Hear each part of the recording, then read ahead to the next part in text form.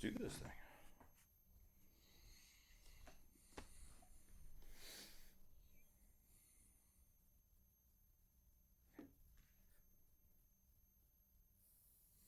Should I start this podcast with a question? Or should I say what's on my mind? We could add a cello right here for we could. A sad impression. Maybe some whistling or something. Yeah. Let's see here.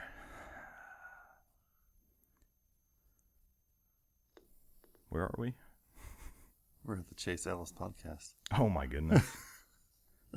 That thing's still on? It's still on. They haven't canceled you yet? You know, it really was a surprise, though, when we got to 102 subscribers. Yeah, that was pretty cool. To launch the podcast. And then I was like, all right, well, when I send out the 4 episodes, everybody's going to think it's crap. And start unsubscribing. I'll see that number start dropping Drop down below. Like, it was a great favor. I appreciate it. I'm out. Yeah. Yeah, and we're at 121. That's great. It actually started climbing, which was that's positive. Yeah, right? Yeah.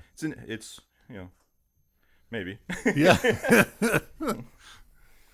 I like to think there's a bunch of people like Mystery Science Theater sitting around and just poking fun Just at the fat guy mocking behind the camera. Yeah. Isn't that funny how you tell yourself your inner dialogue over stuff like that? Yeah, right?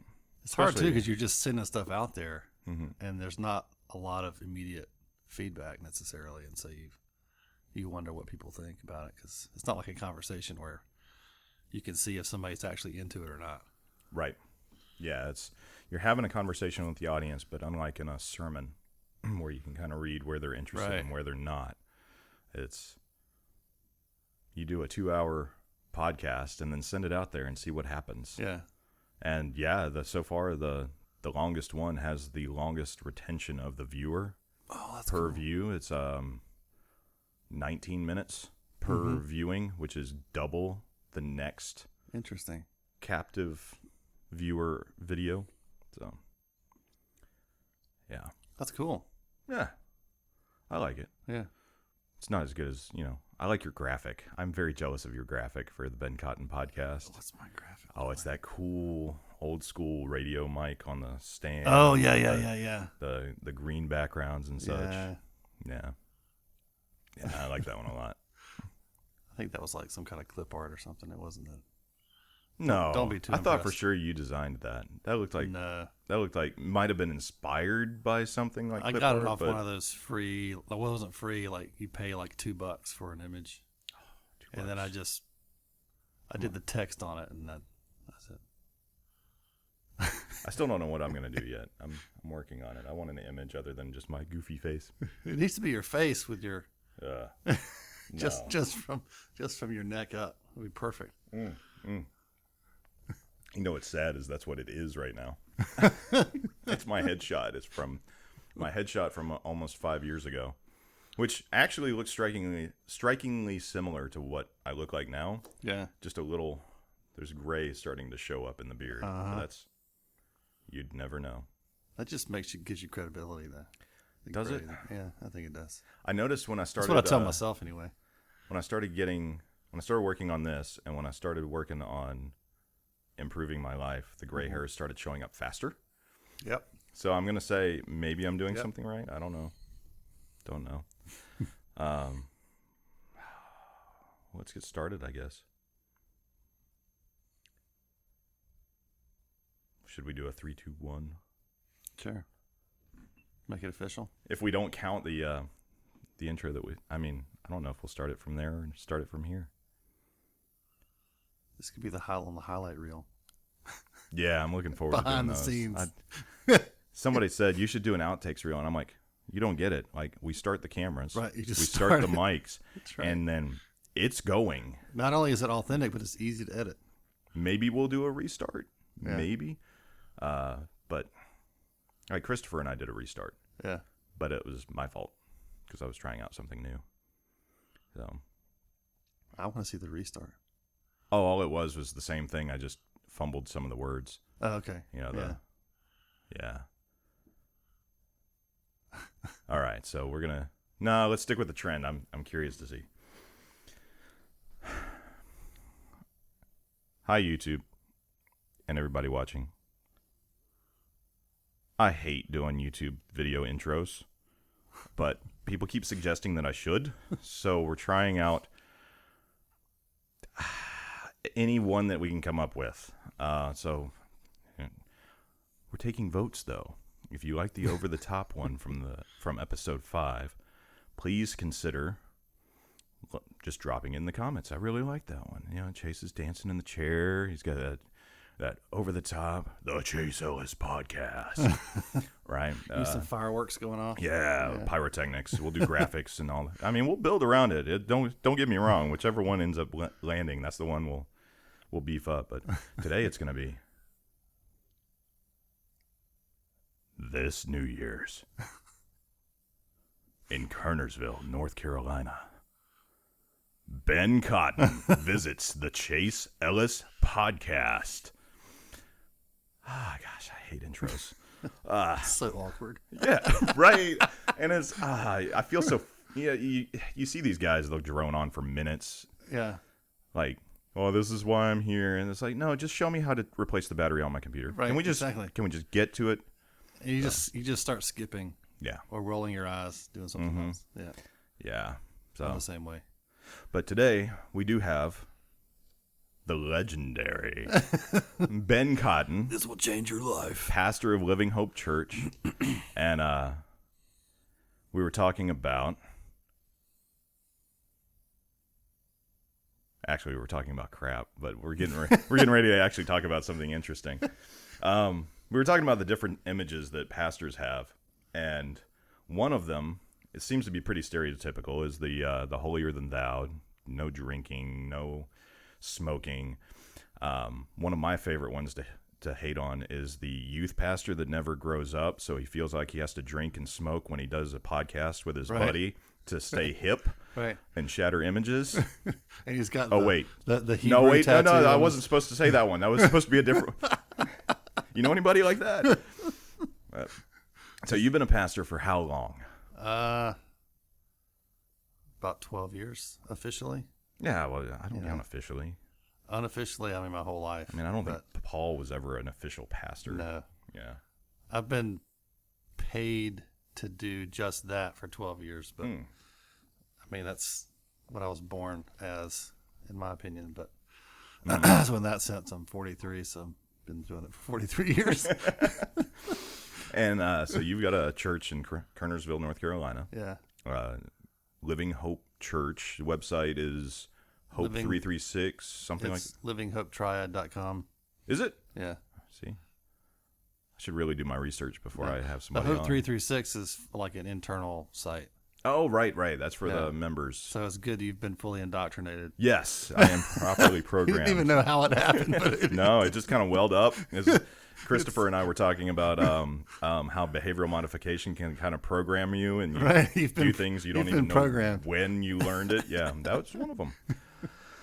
This is not Kool-Aid, and this is also not Scotch, by the way. So, diving into it, one of the reasons I wanted to have you here and have this conversation is one of the ways that you can work on a faulty image, the tyrannical father image of pastors. So things that you saw really just embodied and played out in movies like Footloose and even Jerry Orbach's father role in Dirty Dancing and things like that. You know, it was a big thing in the 80s, which is kind of the time that you, I, and some of my other pastoral friends were coming up in that atmosphere. And it's been neat to see how we've all kind of taken different approaches. Yours has been really cool because it seems like you haven't outright rejected the established Christianity, the established church, but you don't participate in the tyrannical elements of it. Yeah. It's like, if I just don't do it, it'll die on its own. Yeah. Right? Yeah. Right. But at the same time, you also are a avid cigar fan. Yeah, exactly. Yeah, I think I'm trying to be subversive in a positive sense. I remember back when I first got hired as a vocational pastor, I guess that's the word, 12 years ago, and going into my office, if someone handed me keys to the building, I'm like, all right.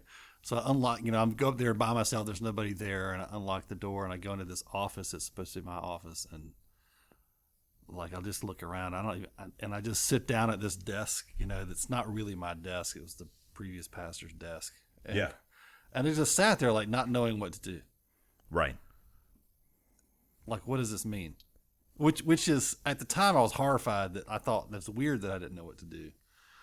And I called like my dad, who was a pastor, and I called my brother, who was also a pastor, and it's like, what do I do? And they're like, I don't know. They're all saying to me like, I'm like, but you did it for a long time, and he's like, I still don't know what to do. And so which was comforting in a way, but I remember kind of going through this very long, felt like long kind of evolution of working out what that actually means versus like the stereotypes I had been given, of which there are some really good things. But kind of saying, I don't want to just do this the way I've seen it before because I'm uncomfortable with some of the stuff I've seen before, but not wanting to just throw the baby out with the bathwater. Because I think that's unhealthy too.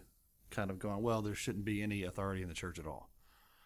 And because, you read the Bible and it's like, there's some pretty strong, some things that I think people, even healthy Christians now, would be uncomfortable with, like that Paul would just say, this is what we believe now. And he would just send guys out with letters saying, okay, go read this letter to let these people know what we believe now. There was no it was not democratized. Mm-hmm. Yet at the same time, there was a real servant kind of way of going about it where Paul was not putting himself up on this pedestal of perfection. He was very vulnerable, very open, constantly kind of confessing things and very loving. And so there's a tension there, I think. And so what I've tried to do is be just a normal human being. You know what I mean? Like, yeah. Which seems, you would think that would be easy, but I think there's a subtle pressure that comes with doing anything in front of people. And people start to think you've got the answers to everything. And so instead of coming to somebody to kind of come alongside them and walk with them through a difficult thing, they come to you going, fix this. Yeah, I remember a story you once told was you had not been at the church for very long. Mm-hmm. And one of the senior couples of the church came to you for, was it marital advice or? It was advice about their kids who were older than me. How was that? What? I mean, so you're in the role short period of time. You actually took over for the guy that the founding had pastor. This house built. Yes. Where we are recording exactly, right now. Weirdly enough. Yeah. No, the shop was not here, but the house itself, which is so crazy. It was really neat to see that on the deed history when I was looking at it. But so you're taking over for a guy who's been there for a while. He planted the church, so he's the OG. Highly respected. Yes. Yeah. And there's a certain respect that you have to have for a church planter. Right. Because he's carving out those relationships literally from nothing. Mm-hmm. So he builds the rapport. How long was he there before? Like 20 years. 20 years. So big shoes to fill. Yeah. Academically accredited? I don't know him very well. I don't think so. Okay. I didn't know how much clout there was to fulfill as well. So you're in the role. You've had the first day with the desk. Like, do I doodle? Maybe I should pray all day. Maybe I should pray. Yeah. Let's do some free writing and see if a sermon arrives. Yeah. And then soon after, one of the most senior, one of the most respected couples in the church that you're at comes to you to ask for advice about their kids that are older than you. Yeah. I would have no idea what to do. Yeah, especially if you're like, the default would be to go to the prescriptive pastor. Right. But you've already got a vision in mind for not being that guy. And in that situation, that option is not even there for me because I don't have, there's no experience for me to fall back on. None. Because at that point, my kids were toddlers. And so I didn't even have, and I'd never done any kind of pastoral work in a sense where I was doing anything with adults. I'd done youth ministry and that sort of stuff. So, like, I had no experience to rely on to go, here's what you do with an adult child who's not doing this, that, or the other. I mean, and so even if I wanted to be the prescriptive, like, you just need to do these 3 things guy, I couldn't. And all I remember is kind of giving myself permission to not know what to do, but also not abdicating my calling there. Like, you kind of have to say, well, if God's called me to do this, then I belong here and I belong in this moment with these people, and they're right to ask me, even if maybe they're asking me to do things I can't do or give them advice that I don't have.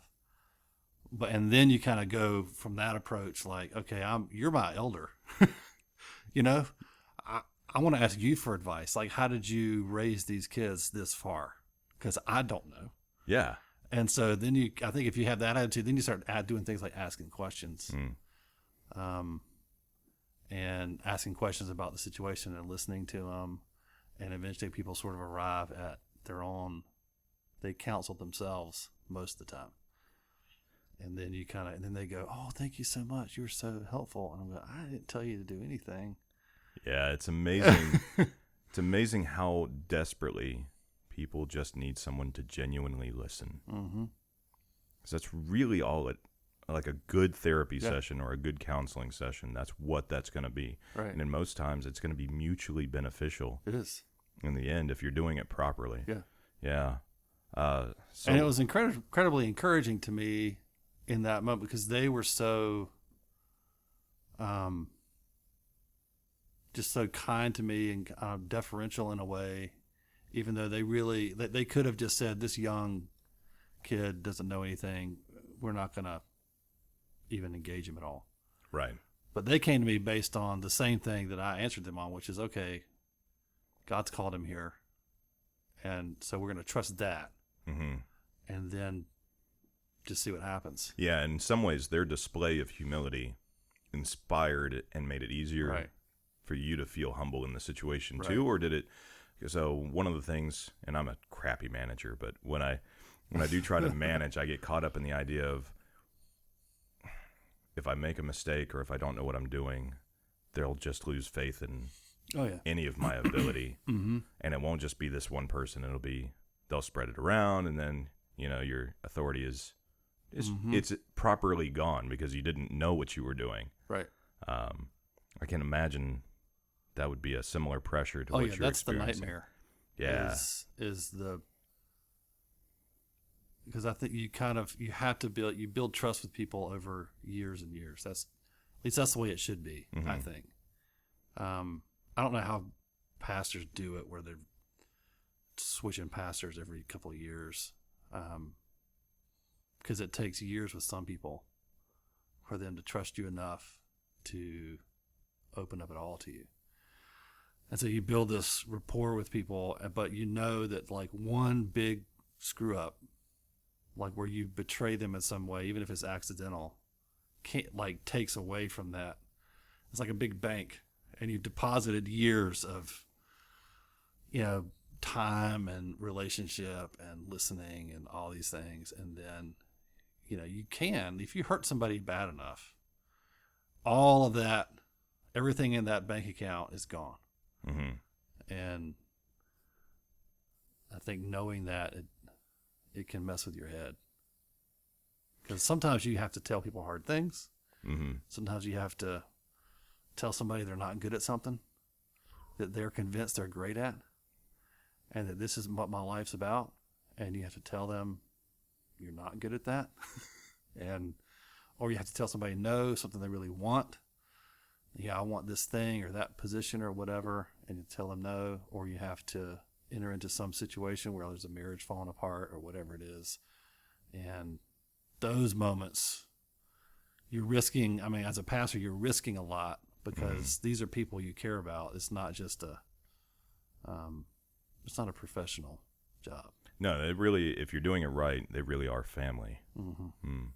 Yeah, which I think is like, my wife and I both got some really bad advice when we first started, which was keep a professional distance. People will hurt you. You can't have friends in the church.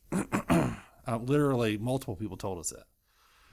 Don't try to have. You need to make friends outside the church, that's not bad advice. But the idea of don't be friends with people.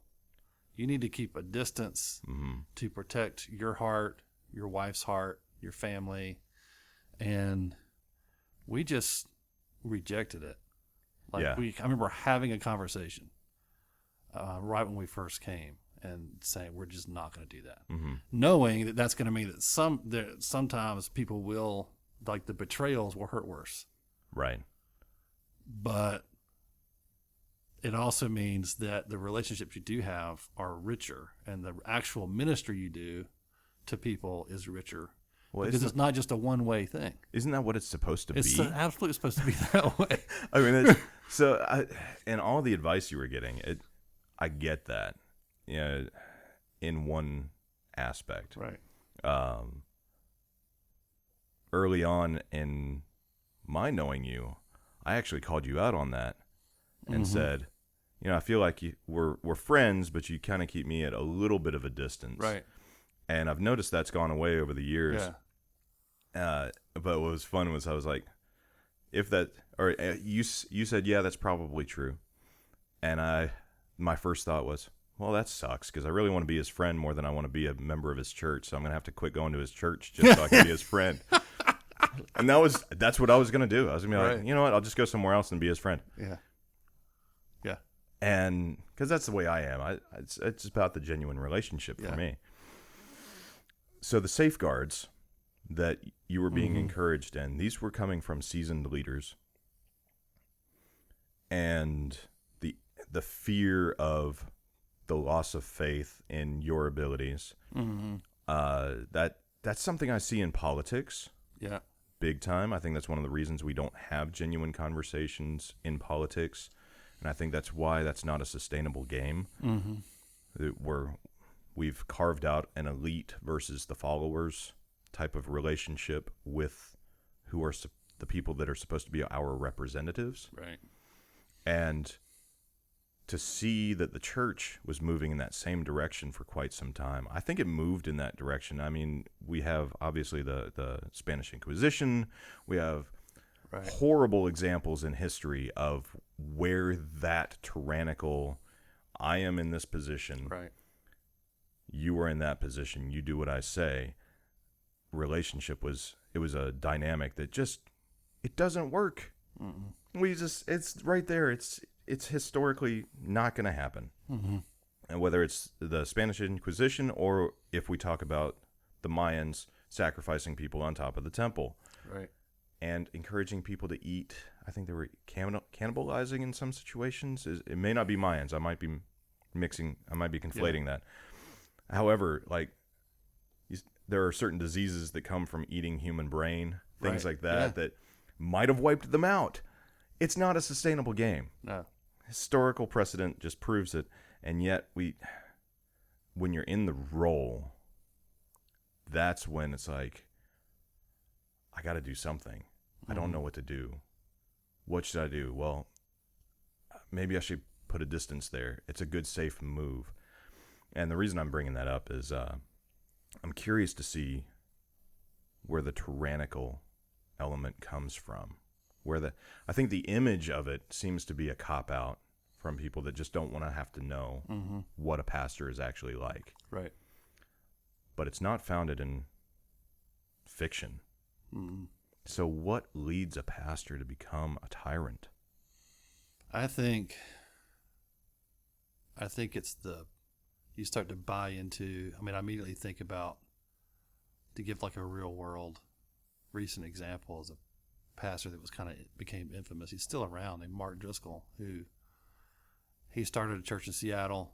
It grew like crazy, almost inexplicably in that culture, but grew like crazy. And he was kind of this young, edgy guy that I think never counted or expected to have that much responsibility that quickly.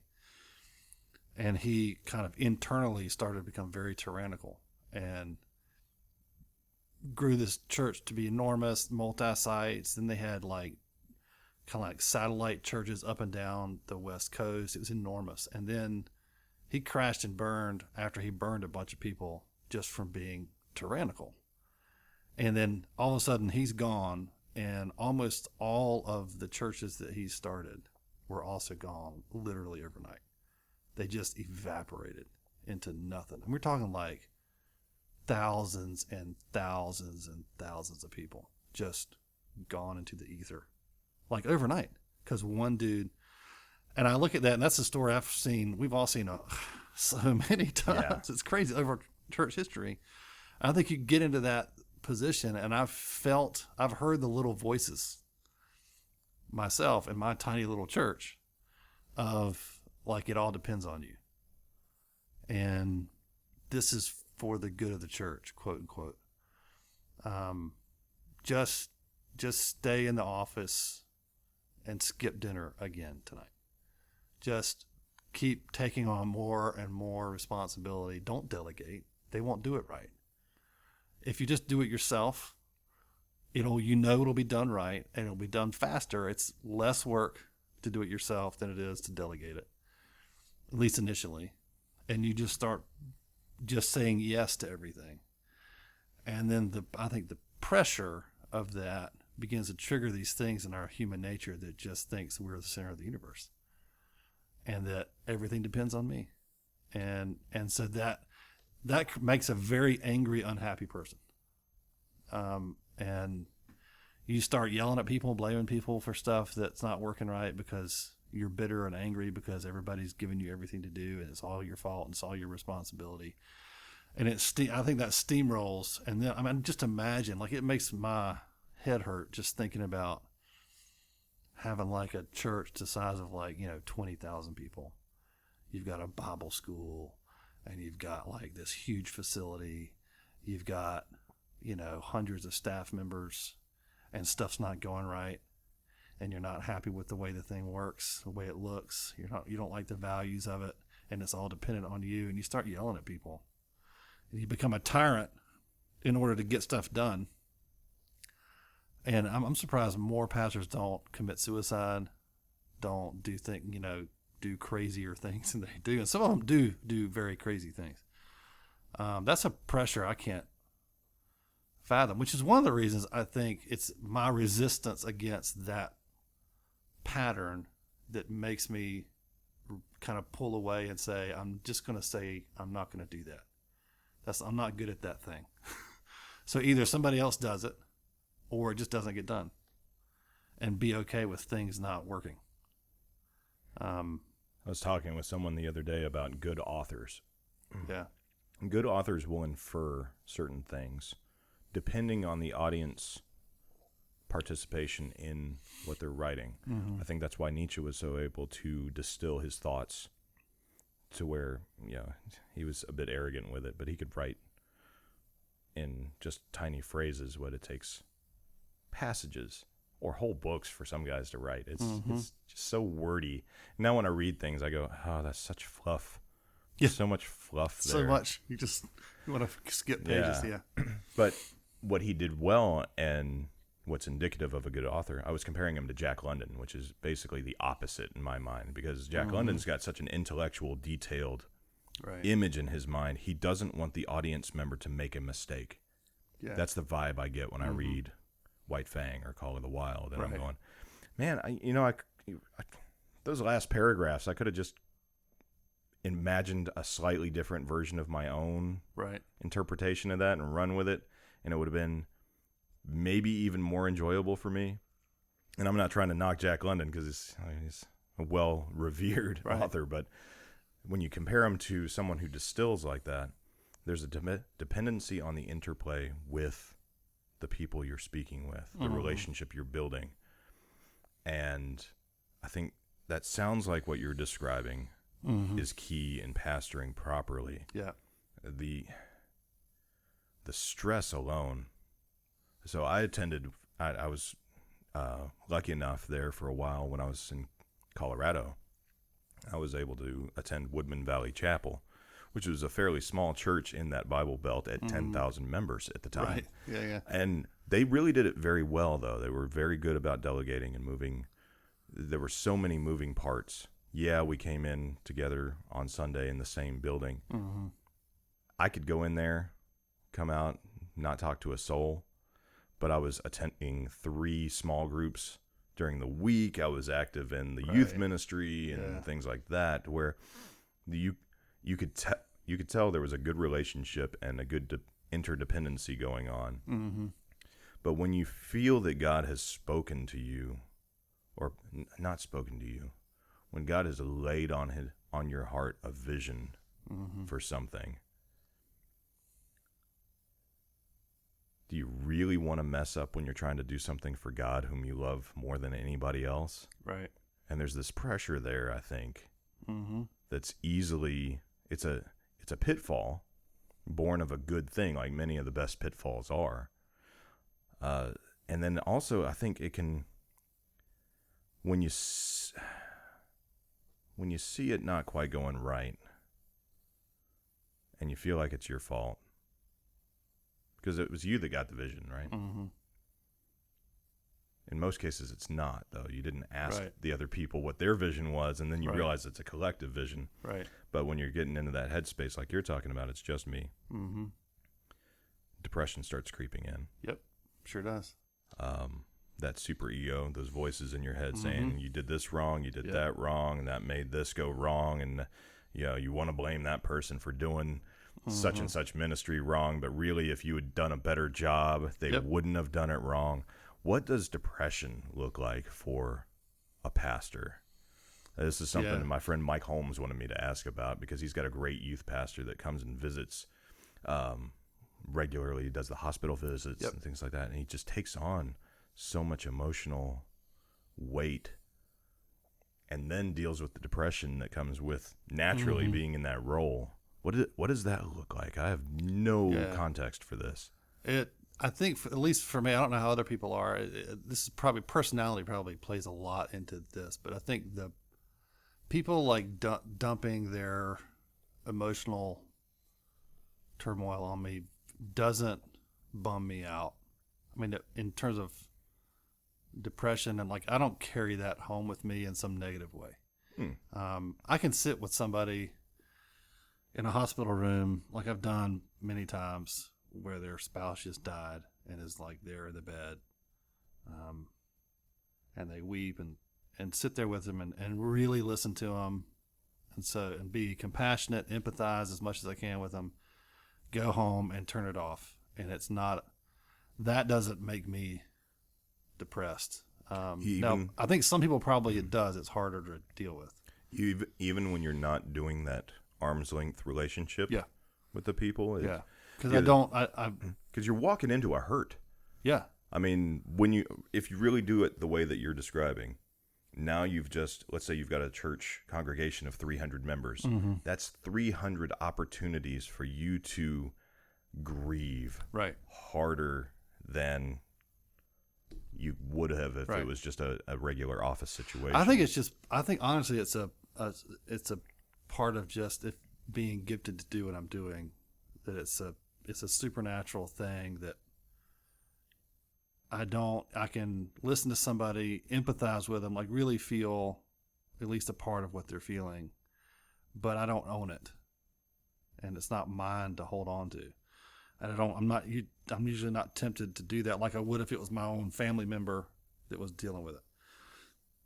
And it's not a professional distance where I'm being this pious kind of priestly guy. It's just not I don't know, maybe it's just God's grace. But what does get me which is subtly different, which is this pressure to do and say the right thing in that moment. Am I doing this right? am I being a comfort to them am I being the best comfort to them that I can be? Like, maybe I'm not making it worse, but am I making it better by being here?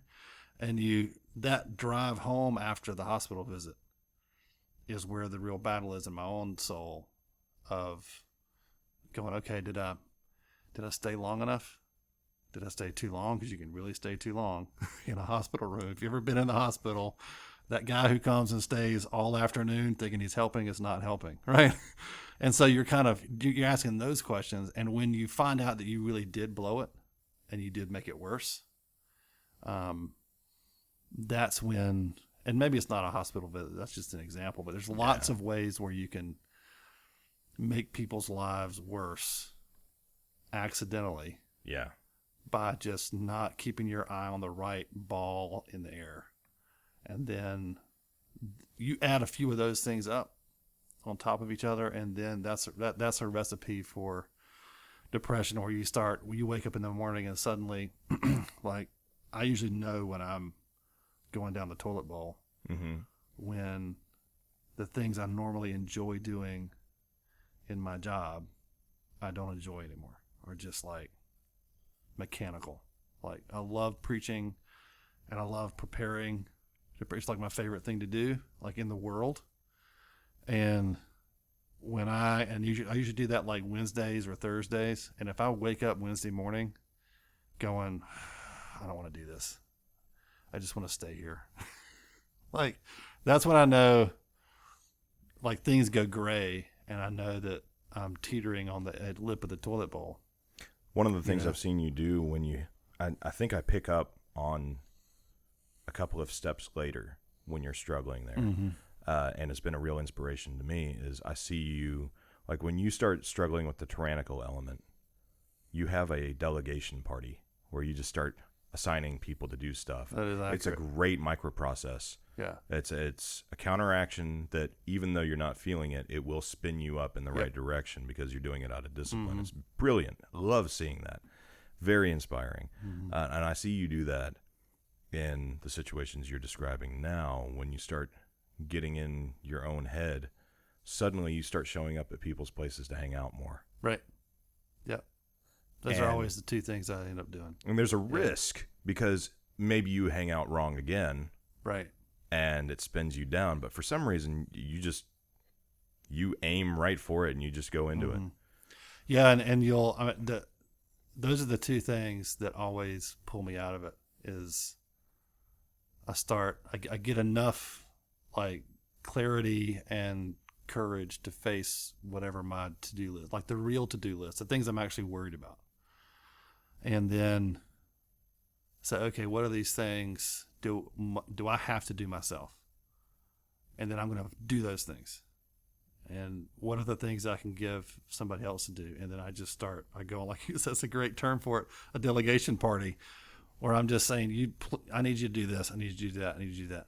And I'm clearing off things that are pushing me down the toilet bowl. And then I also know about myself that if I can force myself to have conversations with people that I trust, which is not everybody, but just people that I'm like, okay, I'd like to hang out with them, even though I don't want to right now, I'll go do that. And it always just, because I lose perspective. I think pastors, you spend all your time in your office staring at, your to-do list and the people you need to call that you don't really want to call because it's going to be awkward or difficult or whatever. Avoiding the people that you think might be mad at you or you might have disappointed. That's the worst one. I can handle somebody being mad at me, but disappointed, that's because you're already disappointed in yourself. Exactly. I was perpetually disappointed in myself. Exactly. Yeah, and so when you see that somebody's actually genuinely disappointed, it's just a confirmation of what the accuser, because really that's what that is. Yeah, it's the voice of the accuser. Absolutely. Saying, hey, the worst thing about the accuser, he's not wrong. Right. He's very factual. Very factual. He's an excellent lawyer. I think that's why Milton describes him as so intellectual. Yeah. Because it does seem like it's the intellectual element of the personality, Mm-hmm. where it doesn't matter how much you intended to do well. Yep. Here's where you failed. Mm-hmm. And it just picks that apart. That's why I think that's one of the reasons, too, why intellectuals have trouble maintaining relationships on a deeper level, is because that's the voice that is up front for most of them. That's who's leading the discussion, is the guy that could very well be the accuser. And in a lot of cases, like for me, this is one of the things I struggle with. I'm just describing facts. Right. There's no weight behind it. I'm not trying to accuse. Right. But there's an inherent accusation when faced with the ideal. So when another person's hearing what I had to say about a description of what they did, is like, my answer is, great, thank you for pointing that out. I don't ever have to run into that wall again. Right. Most people go, I really based a lot of my entire life's framework around that, and it's fallen apart. Now, what people don't realize is the intellectuals have that same voice in their own head, and it tears them down, if not even sharper than what they're doing in their day-to-day. Yep. So to get that confirmation at the end of a discussion where you already felt bad about it, you already knew you screwed up, but you're like, there's still a hope. Right. I still did something right. Maybe I did something right. Maybe it's not as bad as I thought. Maybe the net was a gain, even though I messed up. Maybe the net. Yeah. And then gross might have been a loss, but net, there was a gain somewhere. Yep. And then you talk with them and they say, no, there was no. It's a total loss. It was a total loss. Matter of fact, I came away from that discussion worse than I was ahead of time. Yeah. It's like, that would spiral me down quickly. Yeah. The microprocesses, I mean, is that really it, or is there more to it? Is there, you feel yourself tipping down. Mm-hmm. You just call out to people that you trust. Mm-hmm. Now, one of the things in that too is you're probably going to ask those people, well, you're inherently asking those people a question when you're presenting yourself to them. Right. Am I okay the way I am? Mm-hmm. Am I still a good person? Or have I fallen off the cliff and I've become my worst fear of whatever it is I could become? What you do that I see a lot of people don't do, and this is something I was thinking about earlier when you were talking about having to tell people that they're just not good at something. Most of those people are not genuinely asking. No, they're not. Almost nobody. They want you to tell them, yeah, you're great, just like you think you are. Yes. But you know better. Right. So when you put yourself in that situation, it's an act of courage, because they could confirm that you have become the person that you don't feel is redeemable. Right. At least in the moment. Right. And you might get accused of being a tyrant in the process. So what do you do with that? I think, one, you better know that you're right, for one, before you say something like that to somebody. And if you don't know that you're right, you say that. Like, I've said many times, I shouldn't say many, but a few times to somebody, look, all I can tell you is I don't see it. I don't see what you see about yourself. I see other things. I see you're great at this. You're great at this. I mean, it's like you put a tiny little effort into this and it bears tremendous fruit. You put enormous effort into this other thing and I see nothing coming from it. Like, so why don't you just put your effort into something else? But I don't say this is an absolute fact, because I think one of the things that local churches should be doing for everyone who's in it is confirming or not confirming what they're good at, what they're gifted for. And so it's only in relationships with other people that you find out, well, I'm actually, I did this thing and a bunch of people really appreciated it and were really excited about it. I did this other thing and it was like crickets. Nobody said anything negative because nobody does that. But it was just quiet. And you start to figure out like what works and what doesn't, what you're good at, what you're not.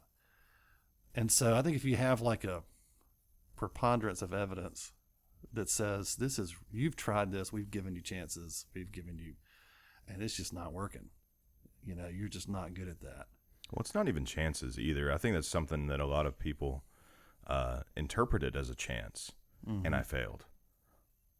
It's an experiment. Exactly right. It's not your chance to shine. Right, and you realize like they're doing that inner monologue where they're saying, if I'm not good at this, all is lost.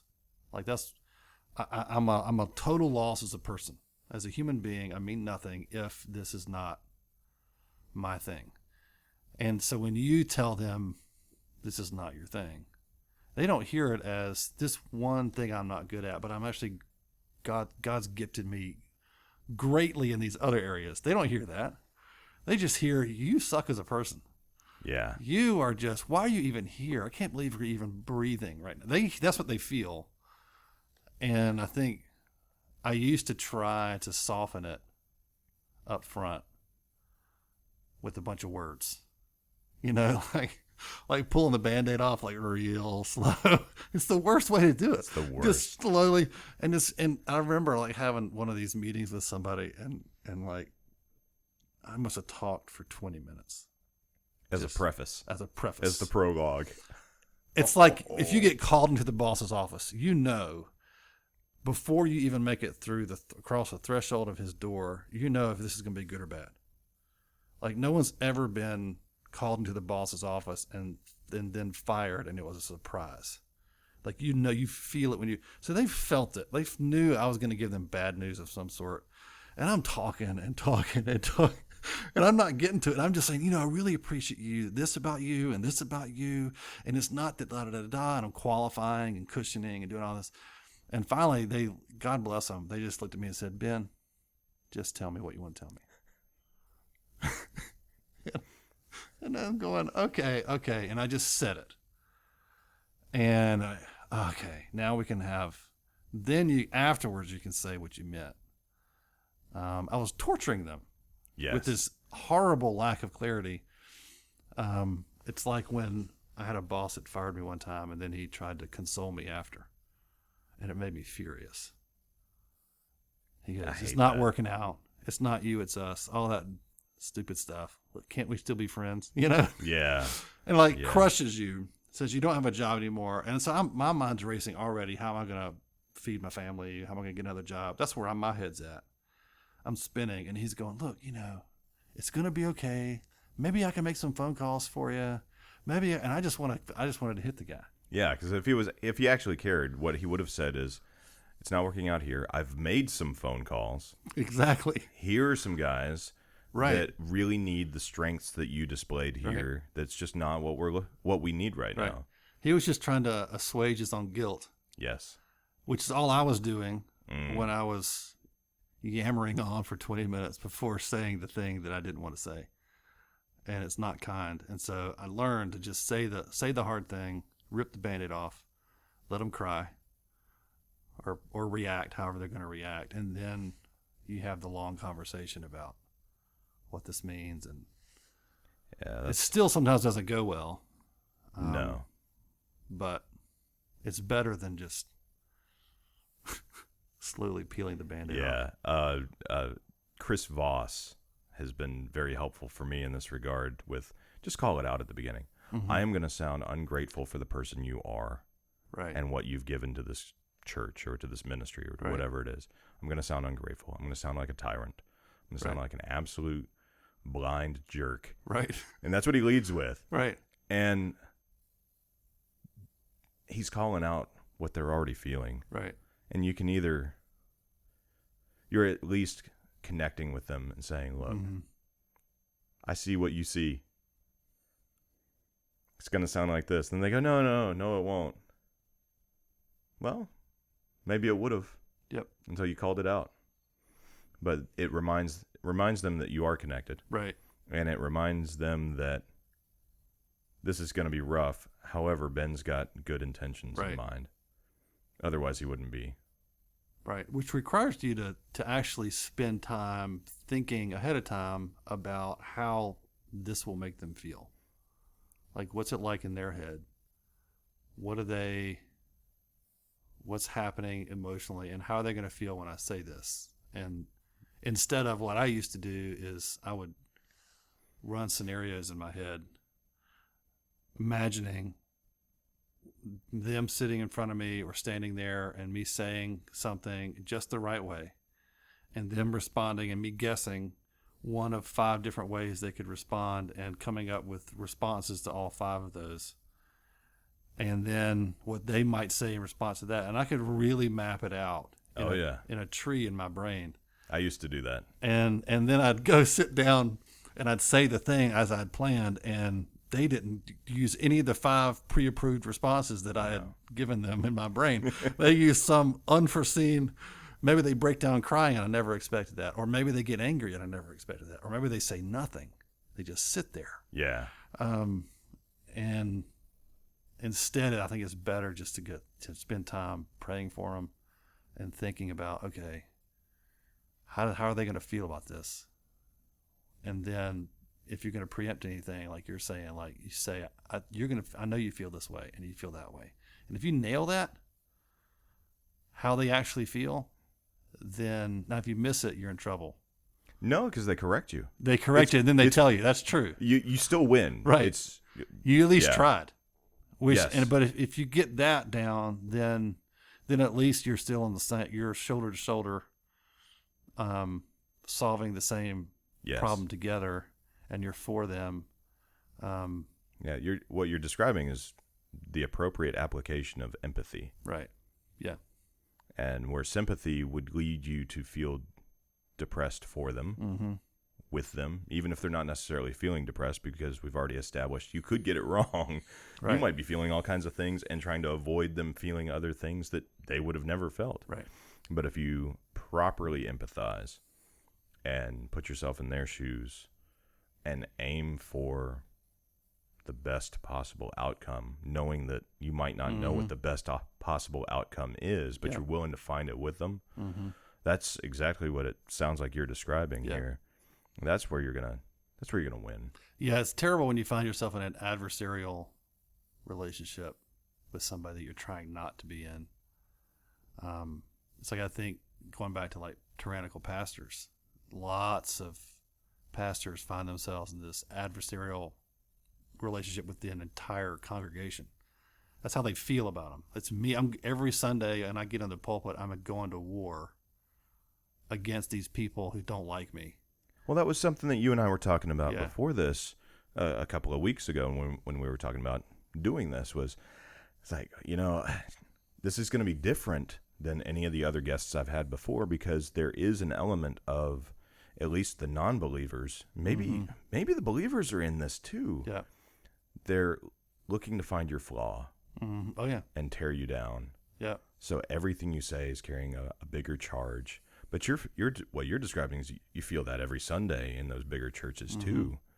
Yeah, that further complicates is you got like the congregation looking for certain strengths and seeing and being sensitive to certain weaknesses.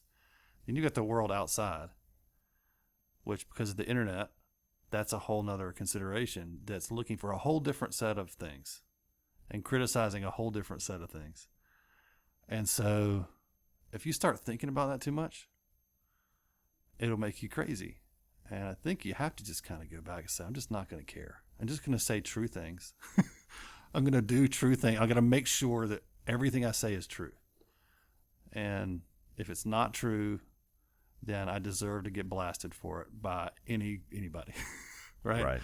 If I say true things and I say it as clearly as I can figure out how to say it, so it's stripped down to its most true parts, and really work on that.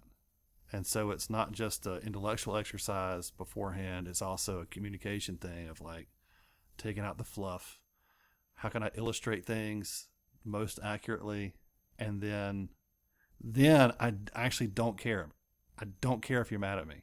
It just doesn't enter into my brain at any point a worry that someone's going to get triggered by whatever this is. If it's absolutely true, then what I worry about is saying things that aren't true or saying things in an unclear way that people hear something that's not true when that's not what I meant. And that's preaching, that's counseling, that's conversations, that's because us across the board. And that to me is, I enjoy that part of it personally. I know some people hate it. They hate getting in front of people because they like, I think certain things and they come out the wrong way and it's too much pressure and they worry about, but people ask me all the time, like, you don't seem scared. You don't seem scared about talk about certain topics. And I'm like, as long as it's true, as long as I'm convinced that it's true and I'm saying it clearly, then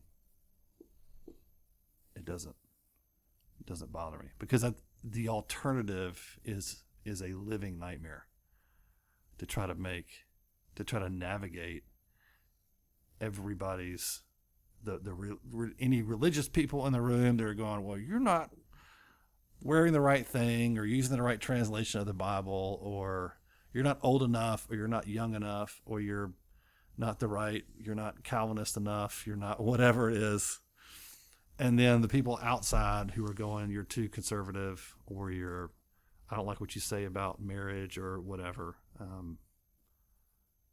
That's a recipe for depression, for one. It's also a recipe for burnout. And you end up not saying things you should say. So I see a lot of the pastors that I would categorize as struggling with the tyrannical element. They are so dedicated to what they're doing that all of their eggs are in that basket. Right. And one of the things you mentioned earlier was when the guy was firing you, you're already thinking, how do I provide for my family? When all your eggs are in the preacher basket, mm-hmm. You've got no other trades. Right. That pressure is there every Sunday. And what you're describing is being willing to have to go home and say, I preached a sermon that I really believed was true, but I either did it wrong or mm-hmm. it wasn't true, mm-hmm. and I got called out on it, and now I'm not a pastor, and now I can't provide. Mm-hmm. One of the things you've done is you've diversified your skill set. You've taught, you've done web design, you've done a few different things here and there to kind of, you owned a coffee bean business for a while. I mean, do you think that has helped you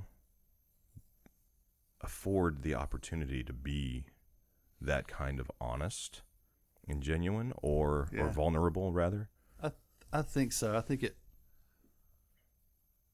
it certainly helped, especially in the early years when I had to do other things to support myself.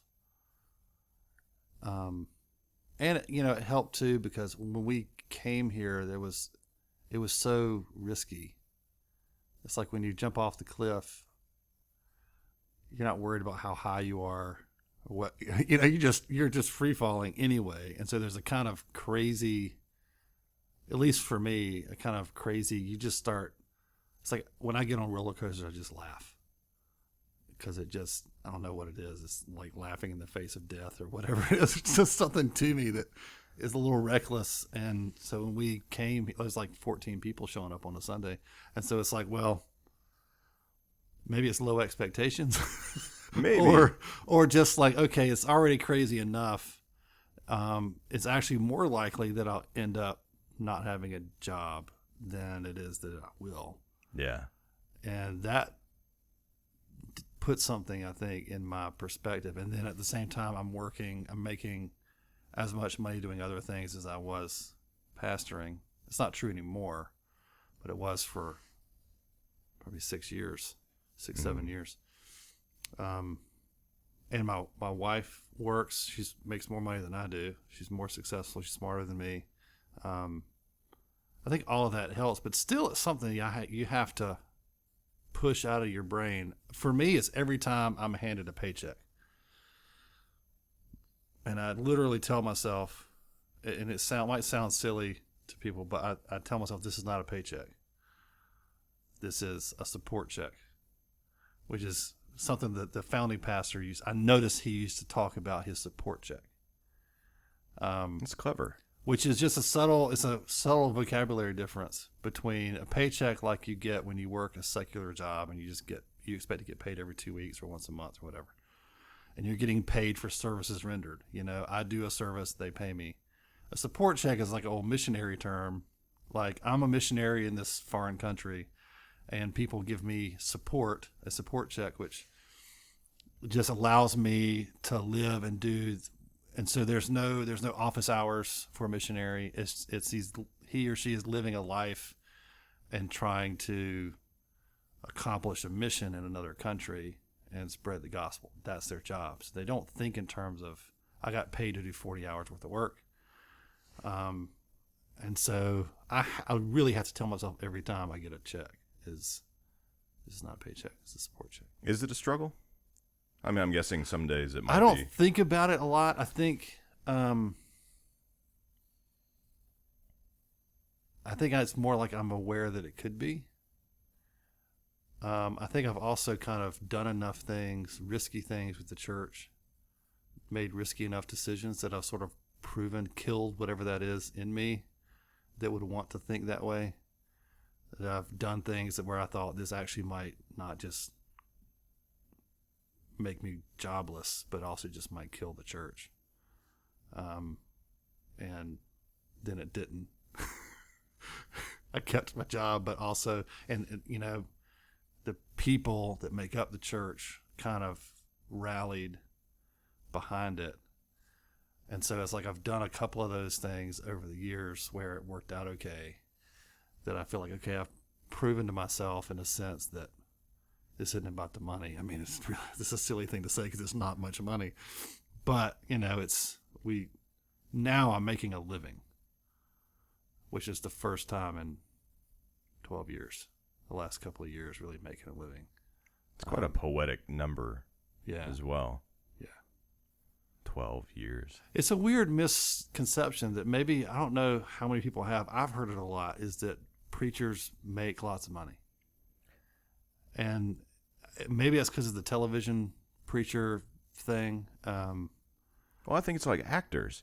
One of the things that surprises people is that the Screen Actors Guild is made up of about 300,000 people. Mm-hmm. Of those people, the average income is about $12,000 a year annually from acting. Yeah. But when you see Matt Damon out there raking in millions of dollars, you think, oh, well, he's a movie star, he's an actor, he's making tons of money. It's like, there's about 24 people that make more than... Make that kind of money. Yeah. The rest are making... Because you got to think, law of averages. If the average is 12,000, how many people are making zero? Yeah. Right? So how many pastors are out there just volunteering their time as best they can? Lots. Yeah. Like, it's if you look at church stats about church sizes, 250 is considered small. 250 or less. In America, that's a small church. So when you look at these Barna stats stuff that come out about different church things, and they talk about small churches, that's what they mean. But most, like 70-some%, I don't know what it is, really high. The crazy majority is considered a small church, and most are 50 or less. But we see visibly what we see are these giant mega monster churches, with the multi-sites and the video venues and all that stuff. And some of those guys are making obscene amounts of money. Yeah. They remind me of the tax collectors described in Scripture. Yeah. It's like kind of more like the Pharisees, I guess you could say, but I don't know what to make of the Pharisees yet. I thought I knew what to make of the Pharisees, but now that I'm looking at how important a stable society is, and when you've got this guy claiming to be the Messiah, who might be the Messiah, coming to stir things up, you're looking at around then, it was probably 8,000 years of biblical history that could just all go to chaos because of this one guy. And it pretty much did. And rightly so, because it was a bad structure. Right. But and they really meant well. Most of them. I mean, I'm sure there's wickedness everywhere, but in terms of they, God had said, okay, here's the laws, things I'm concerned about. Don't do these things. Do these things. And they said, we want to take him so seriously, which is a great motivation. We want to take God so seriously that we don't want to come anywhere close to his boundaries. So we'll make our own boundaries that are a little tighter, just a little tighter than his. Yeah. And so just to be sure, there's a buffer zone between what we do and what God says we should do, and what we don't do and what God says we don't do. And next thing you know, you have this tyrannical prison of religious rules that God never said, and we're just hyper extensions of people's desire to be good people. And then Jesus comes along and wants to kick down the fence, and they're like, no, not the fence. We put so much into it. It's the only thing that's keeping us alive as right. far as we're concerned. And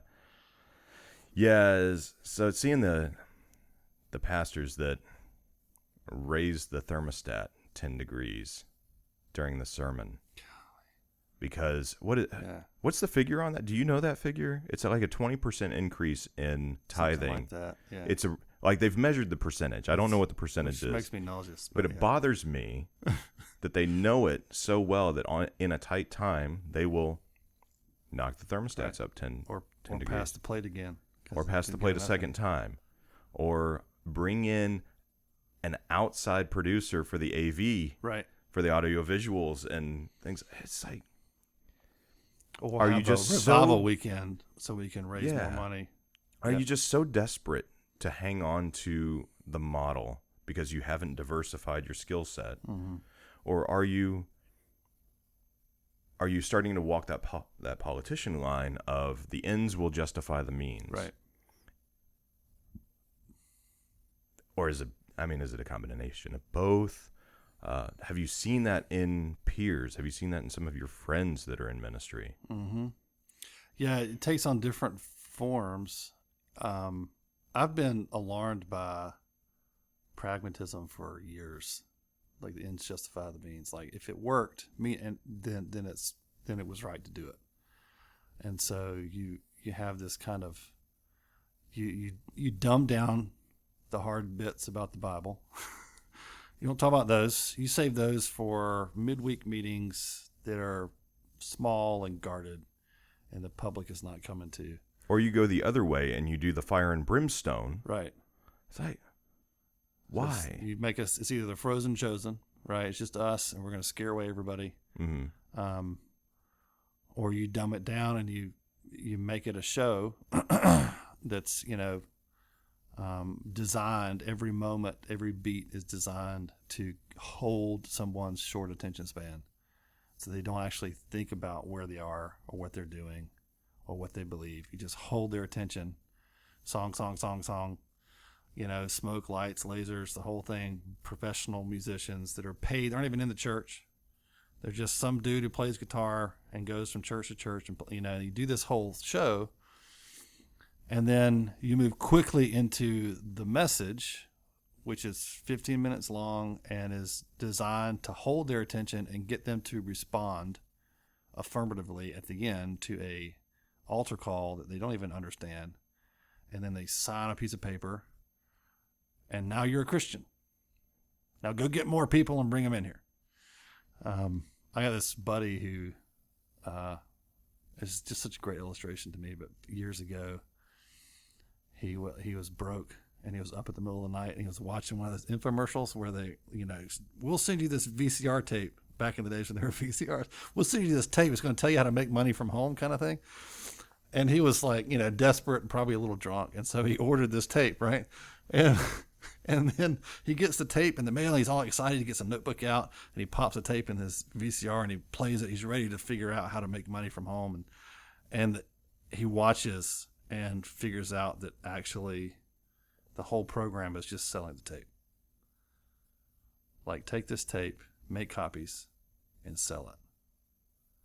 That's the program. And he was like, we were talking about, he's like, this is what churches are like a lot of times, is you sell people, you get people to come in. There's no actual product.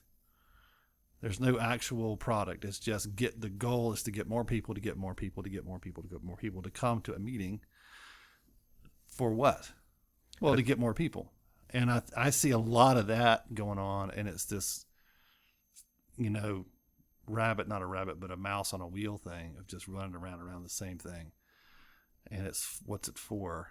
And I think you get a pastor who's stuck in that. Now you build that way and say you've got thousands of people sitting out there, and that's why they're there. How do you keep them? Because they'll walk. They're customers. So they will walk away as soon as you take away the treats. And, you see, so there's this fear. Like, I've built this big monster, this big machine, and I got to keep it running. Do you think these guys start actually fulfilling Marx's criticism of religion? Do you think they start catering it to and they convert it to an opiate for the masses? Mm-hmm. And it's very subtle and slow. It's never, because I think most pastors, maybe all of them who get into that position, got there for good reasons. Like, they really want their church to be a good representation of what Jesus wants churches to be. And so they're not sitting on this throne going, ha, ha, ha, ha, look what I have created. I think we tend to imagine them that way, but I've known a lot of these guys, and they're not that way. They're actually good people. And they really enjoy ministering to people. They want people's lives to change. They want all that stuff. But they have built in a way that it's a machine they have to keep going. It's a series of compromises of their own integrity. Yeah, you think, just to very teeny tiny ones. And it's stuff like you're in a meeting planning the service, and you've got a message, a sermon to preach that is going to be hard. Maybe it's got some rebukey parts in it, and somebody says, maybe you should just tone that down a little bit, or maybe we should just shorten it by 5 minutes. It's a little too long. You're like, but I really need to say this. It's a little too long. We got the second service. We got this. We got that. We got to do. We got to put it in. We've got this announcement we got to make. It's going to take 5 minutes. Can we just shorten it by 5 minutes? And you say, okay. Yep. Or it's, hey, you know what? Your outfit doesn't say cool enough. So how about you wear these $5,000 sneakers? The church has got the budget for it. Let's just do it because it's for the people. It'll attract more people. Or you say, you start doing these little. You say, all right, I'll wear the shoes. All right, I'll do that. All right, and so it's these little tiny things that I think that lead you down that road, and eventually you find yourself just buried. It's neat hearing you describe both sides of this, because when I hear you describing the understandable path that takes you down just a series of small compromises, or that slow fade until your lamp is out, the lamp of your church is no longer lit. Right. It's like watching it run out of fuel, but it's also when you describe the wrong way to be a pastor, you accurately describe the way politicians currently get office and stay in office. Right. I think that's accurate. Yeah. Why is that happening? It's disturbing. Yeah. Well, like in the 90s, churches, by we, I mean like church leaders late 80s, early 90s, like intentionally brought in like businesses to come tell them how to grow churches. They said, hey, as an industry. Yeah, they started reading the books, and you'd see Christian conferences where you'd go and you would hear the majority of the content would be quotes and or keynote speakers from business, big business, saying this is how you grow a business and applying those principles to church. And the goals got totally different goals. That's a long way from Paul making tents as his trade. Right. For those times when he didn't have somebody offering him a house to stay in. Right. So one of the questions I had was, do you think the Industrial Revolution played into this? In that we started realizing there were benefits to systematically organizing things so that they become more predictable. In the church, we're going to back up a second. In the church, you don't have a solid revenue stream. Right. Because it's all voluntary. Mm-hmm.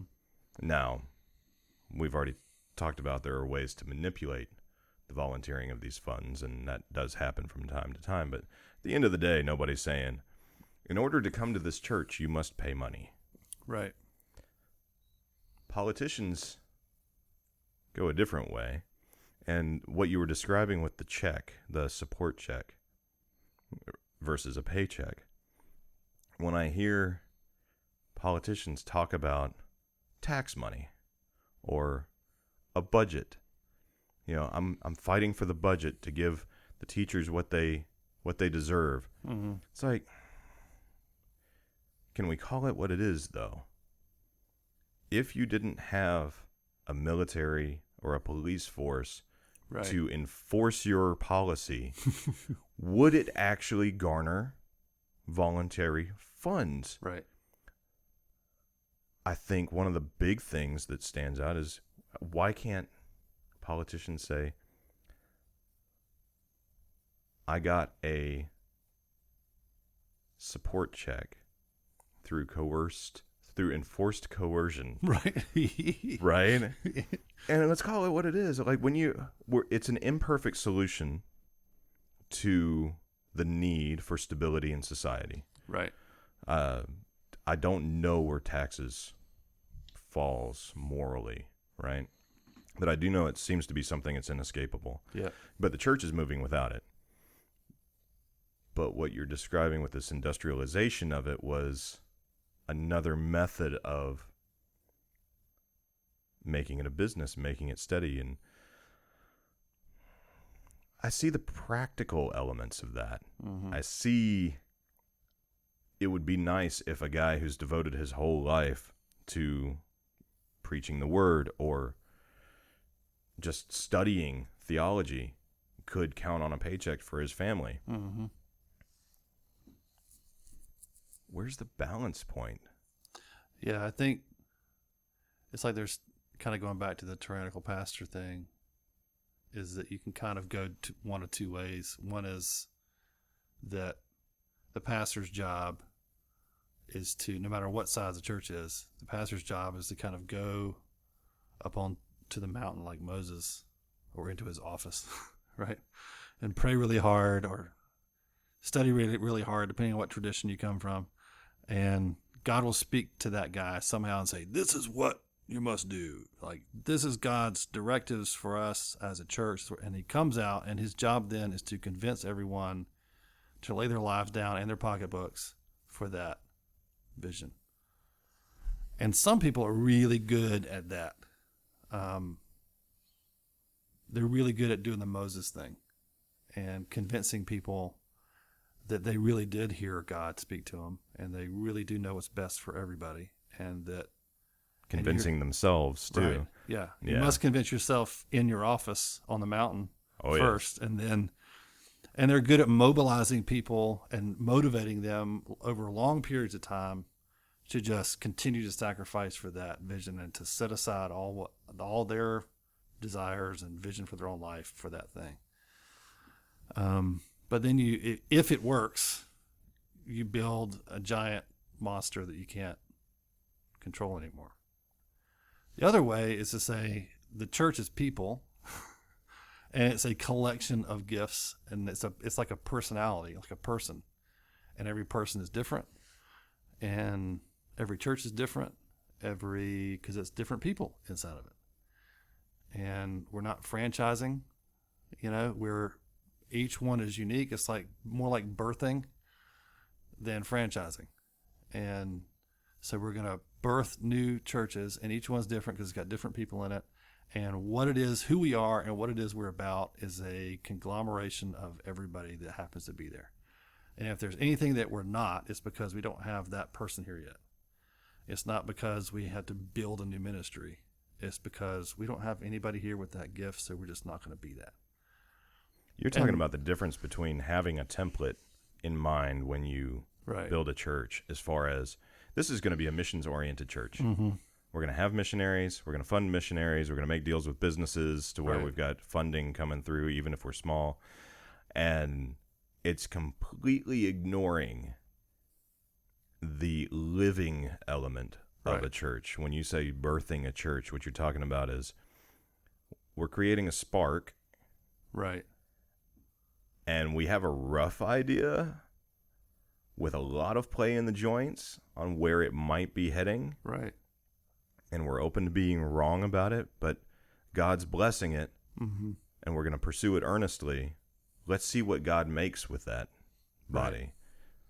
Yeah, so to bring it back to the money question, it's the difference between one, the Moses model, the only way to fund that is to do what you're describing that politicians do, which is to say, if you're really with us, meaning me, you'll pay for it. And you manipulate, and you end up doing, some people end up doing really crazy, egregious things like making everybody turn in their tax returns and insane things like that. The other way is you say, look, if the pastor can say, like we're reaching the point now where we're going to have to build a building at some point in the next few years. When we get to that point, I am not going to say we have to build this building, and if you don't fund it, you're just not really committed, right? Oh, I've heard this message before. Oh, I've been to that church. Instead, what you say is, look, I think we should expand. We have the room. Let's do it. That's what I think. And our elder team thinks the same thing. If you agree with that, put some money on it. If you don't. And we will quickly find out if this is something we should do or not do based on, because people will give to what they believe in. And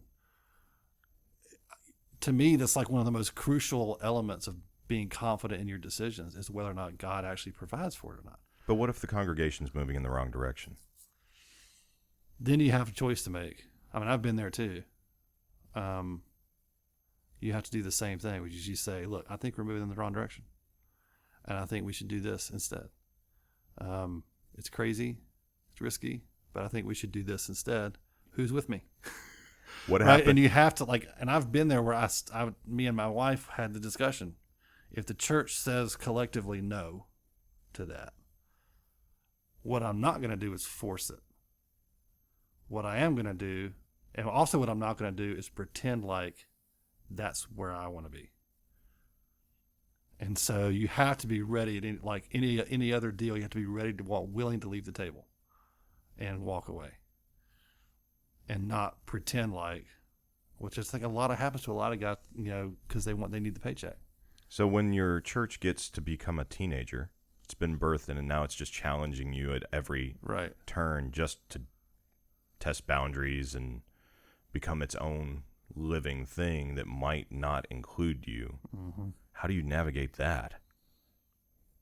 I don't know. Hang on tight. Yeah, I think you have to be. It's a weird thing of. It's like the way it feels to me is it is very much like a father. Like I'm committed to this child forever. And so like Living Hope Church it's my home church. I would come here if I wasn't a pastor. I would just it's just nowhere else I want to be. And I imagine myself being 90 and still being here. Like I don't imagine when I fantasize about my future, it's never not here. But there's got to be a part of you that has a higher allegiance to God's calling on your life than anything else. And so if that takes you in another direction, you have to be willing to go in that direction and then risk whether or not the church wants to go there or not. Like Francis Chan, I don't know if you know who that is. He wrote this really famous book. He's a pastor, grew this giant church, and just recently, couple years ago, said, this is not where the kind of church I want to pastor. And it'd be wrong of me to like say to you, you must be this way. Change for me. I'm not going to be Moses, right? So what I'm going to do is I'm going to leave and I'm going to do it the way I want to do it. And so he did. People freaked out. Not his church. His church loved him and was like, go for it. But all the other, his fellow like mega church buddies flipped out. Like, what are you doing? It's insane. You finally arrived, dude. Like, you arrived. And he's like, yeah, I got here. And I was like, I don't like it. Yeah, well, it's that too. And then also, what if the congregation realizes that I'm not in line with their vision? Right. Are they going to call me out? And right. Now I have to face this. Right. It's like my older brother became, I laugh at him say he went full Presbyterian. Never go full Presbyterian. Never. That's what I told him. I said, dude, never go full Presbyterian. And because we both love Tropic Thunder. And yes. So I told him, like, you made the mistake, man. You went full Presbyterian. And so he was convinced of baptizing babies, right? Yeah. In the Presbyterian sense, not the Catholic sense. But, yeah. Which he was an associate pastor of a non-denominational church that doesn't baptize babies. And he just kind of reached this point where he's like, I'm now so convinced that I don't think I could like convince someone in good conscience of a different view. I could explain why some people, or even why this church has this position, but I can't say I believe it. And at that point he had to kind of say, maybe this is God's way of telling me I need to be doing something else, which he is now. And I think that's kind of how it has to work. You can never be, because the only alternative is to impose yourself on people that don't want to be imposed on. And I think it's disgusting. It's that kind of leadership that's willing to crush a church, even dismantle it. I mean, people said before I came here, told, not me directly, but told other people, don't send anybody to that church. It just needs to be shut down. There's not enough there to keep it going. Ready to just dismantle it, which is a very cold, distant, business-like attitude, and people willing to just dismantle a church because it's not going where they want it to go. I don't think God likes it. And I know there are churches that are just dead, and people are like, we don't want to change, and we like it the way it is, even though we're all just moving from the pews to the graveyard out back. But if that's the way they want to be, let them be that way. You know? Yeah. Leave them alone. Yeah. They're not hurting anything. No. Other than themselves. I mean, I wouldn't pastor that church, but I don't have to, but I'm not going to go in there and tell them they can't be that way. See, and that's another thing, though. You look at it, it's an environment rich with opportunity from a business perspective. Mm-hmm. You look at it and say, it's broken, it's crumbling. This is the time to buy a business, is when it can't go anywhere but up or fail cheaply, right? But that's not what you're saying. You're saying, I don't want to be a part of that body. Mm-hmm. And I think that's where the tyrants start really going in that direction. They stop seeing themselves as a member of the child that was birthed. It's an adversarial thing. Mm-hmm. Yeah. Yeah, it's it's adversarial, but to put it in context too, it's prescriptive and administrative, and this is my thing that I'm creating that God told me to create. You don't do that with your kids. No. I'm not going to raise a nuclear physicist. I might, but that's not my goal. I'm going to raise a kid who pursues his strengths and identifies what he has been gifted with and aims as high as he can go. it sounds like that's what you're describing with creating a church. And I'm going to be alongside for that ride as long as I can be. Mm-hmm. And then if he decides to go in a deviant direction, as far as I can tell, maybe our paths separate for a while and he does his own thing for a while. Maybe he asks for me to come back in his life later. Mm-hmm. I've seen that where a pastor is asked to leave, and then 10 years later they go, we think we get where you were trying to come from. Right. You did it crappy, but at the same time you weren't wrong, and we've caught up now. Please come back, and let's pick up where we left off, and let's mend that relationship. Right. Yeah, and it's funny, like I can hear, pastor friends, maybe not friends, but other pastors saying, colleagues. But you have to lead. You have to lead. Like, where's the leadership? You have to lead. And I'm like, sure. And, but it's a different kind of leadership that I think, I'm convinced is way more biblical. Like, I have no problem saying to the church I pastor, saying very strongly, this is the wrong way. This is the right way. And having a strong opinion. Yeah, but you don't say you're screwing up. Right. You say we are screwing up. And here's how we need these are the things that we need to leave behind. Right. Where I see other pastors say, you guys are doing this, and if you don't get on the right path, bad stuff's going to happen to you, and I won't be responsible because I told you. It's a family. I mean, that metaphor is a good one of a father and kids, not in a, you can take that the wrong way, but of, a family that's, you're connected by relationship, not just by positions. Mm-hmm. And it's like, my kids respect me. Yes, I'm their father, and they have to. But at some point, it should shift from you have to you are compelled to, just because I'm respectful. I'm worthy of respect. And I've earned your ear over time. Because at some point, they turn 18, and they don't have to listen to you anymore. But hopefully they will, because you've done the other stuff right. And there's a give and take instead of, because at some point you can't just lean on the fact that you have the position of father or pastor. But they do.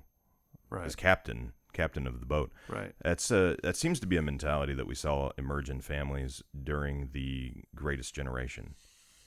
And that's a term that I don't use lightly. I always thought it was like, oh yeah, they did a lot. But the more I studied, the more I see that they survived and thrived despite all odds. Right. They might actually be the greatest generation we've ever seen. It's mind-boggling. We went to the moon with slide rules. Yeah. After coming out of a war, the second World War. And computers that would fit inside of your watch. Yeah. Better. It's just. Yeah. And it's just, yeah. But the way they got that efficient, I think it's peak industrialism. Mm-hmm. It was a behavior that had to be adopted in order to survive the catastrophe of war.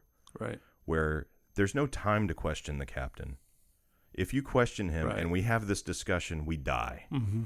Your buddies die because you questioned orders. And they saw how efficient that was. Right. And they took some of that home with them. And you start seeing these fathers who don't show the emotion. They don't connect with their kids. Right. And then you start seeing it in the pastors. Mm-hmm. And it just starts permeating throughout the culture. And then you have the hippie movement, which is the natural response to that. It's just pure chaos. It's like, we question everything. Right. And you have a government lying to everybody about Vietnam and all of that. And disappointment. And, the Greatest Generation was like, government would never lie to us. Right. Why would they lie? It was because they were, in some ways, they were very much involved in it. It was their buddy next door who was the congressman. Right. So there was, so they started creating this Oz. Mm-hmm. Pay no attention to the man behind the curtain, the vulnerable, the mortal behind the curtain, and just see the leadership. And there's a safety in that. And there's also, you saw it go the other way. When we did talk about it, my buddies died. Right. So I see the natural progression there, and where it's fairly easy to put that wall up. Yeah, it is.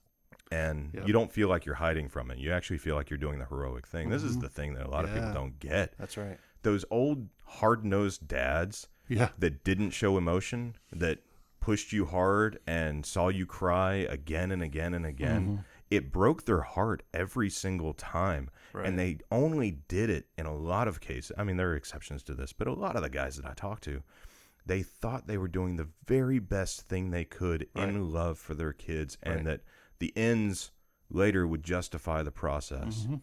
But what we see throughout Scripture is the process is the ends. Right. Yes. The creation, the moving in creation. We've got a beautiful creation story, and it's because of each step of the process being done good. Right. Yeah, and I think the tragedy is that now I think we're seeing a equal but opposite reaction against, because we've seen like these cold authoritarian leaders in families and government and church and everywhere, that there's this reaction against that to just flatten everything. Because, I find more and more people that just don't know what to do with me. As soon as they see that hear the word pastor, which I try to withhold as long as possible, but as soon as they hear that, it's like they don't know how to act, because they have this negative, very gut level, instinctive reaction against anyone they perceive as an authority figure, because they've only had these really negative tyrants. Mm-hmm. And so they don't know how Dictators. to act. Right. And so they're happy with me when I'm the friendly, happy-go-lucky local pastor who's wearing jeans and just laughing and Untucked shirt, doing the sermon. drinking not Scotch and that sort of thing. Yeah. But as soon as there's like any kind of leadership, strong leadership or strong opinion, or I say no to somebody or that, there's this kind of shock, like somehow I'm a different person. It's like, no, it's the same dude. It's like a dad who all of a sudden starts acting like a father, and he hasn't forever, and then all of a sudden he's disciplining or something like that. And it's a real shock to people. And I find that like a lot of what I have to do is teach people like what I am. Or what a pastor. So the Right. term, what you're describing is the perversion of the term pastor, Right. or priest. I hear priest, I think pedophile. Yeah. It's Right. that fast. Right. I hear monk, not so much. Right. Probably closet gay guy, Right. right? But I hear priest, pedophile, pastor. It's like man on high, looking down his Right. nose at me. Yeah, and Stiff starched shirt. Yeah. Yeah. when And see, it's funny. Like I don't picture that when I hear the word pastor. I think more and more it's becoming a non-entity.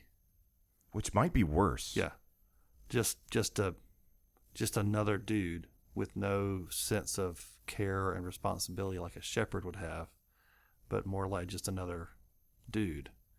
He's just my buddy, but he has no. So then, what I get a lot is people that will call who have no connection with me whatsoever, will call and want me to officiate their wedding, and trying to explain why I won't do it, because I don't know them.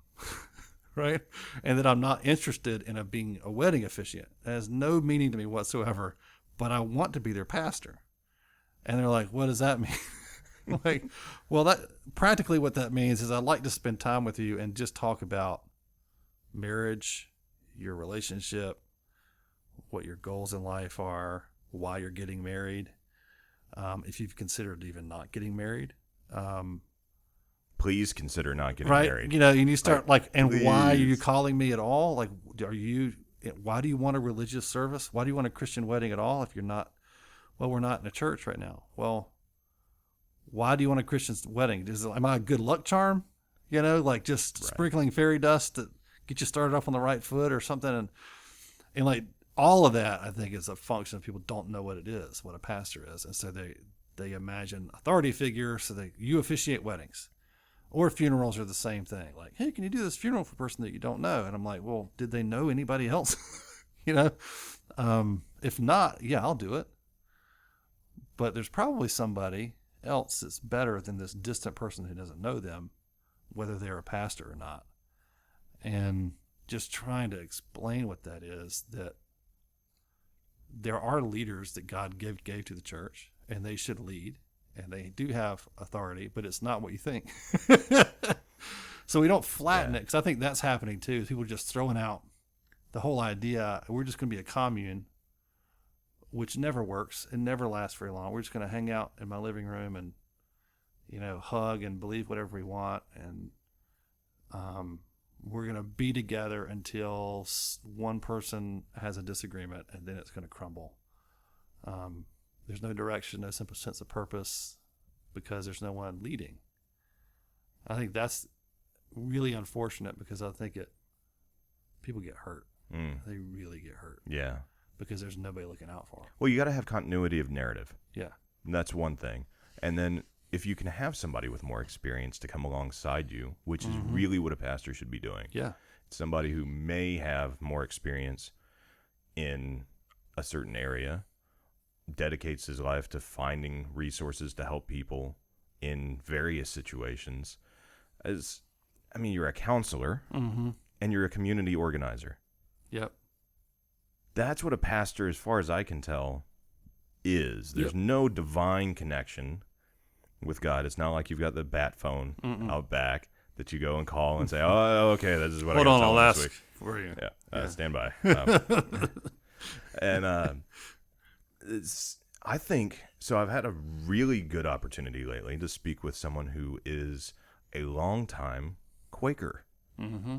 Yeah. The meeting of friends rotates the organization of the meeting leader and that responsibility, which actually I think is giving their congregation a much better grasp of what pastoring actually is. Right. Why do we suck so bad at it in the organized church? And the Quakers who, they're very free in interpretation.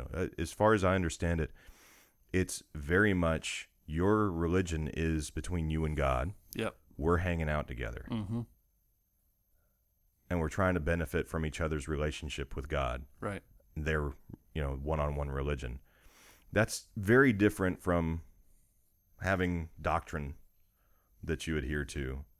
Right. But they're getting the community element right. Right. They're getting the education of what the leadership role looks like. Right. Right. How do we incorporate that in other denominations? Yeah, I think maybe, that's a good question. Maybe it starts with acknowledging that we're all doing experiments. Right? Like, we're trying stuff, see if it works, see if it helps. And because I think there's a crazy tendency, maybe it's a human thing, I don't know why we do this, but we start something that's an experiment and then it becomes doctrine. And it's just the way we do it.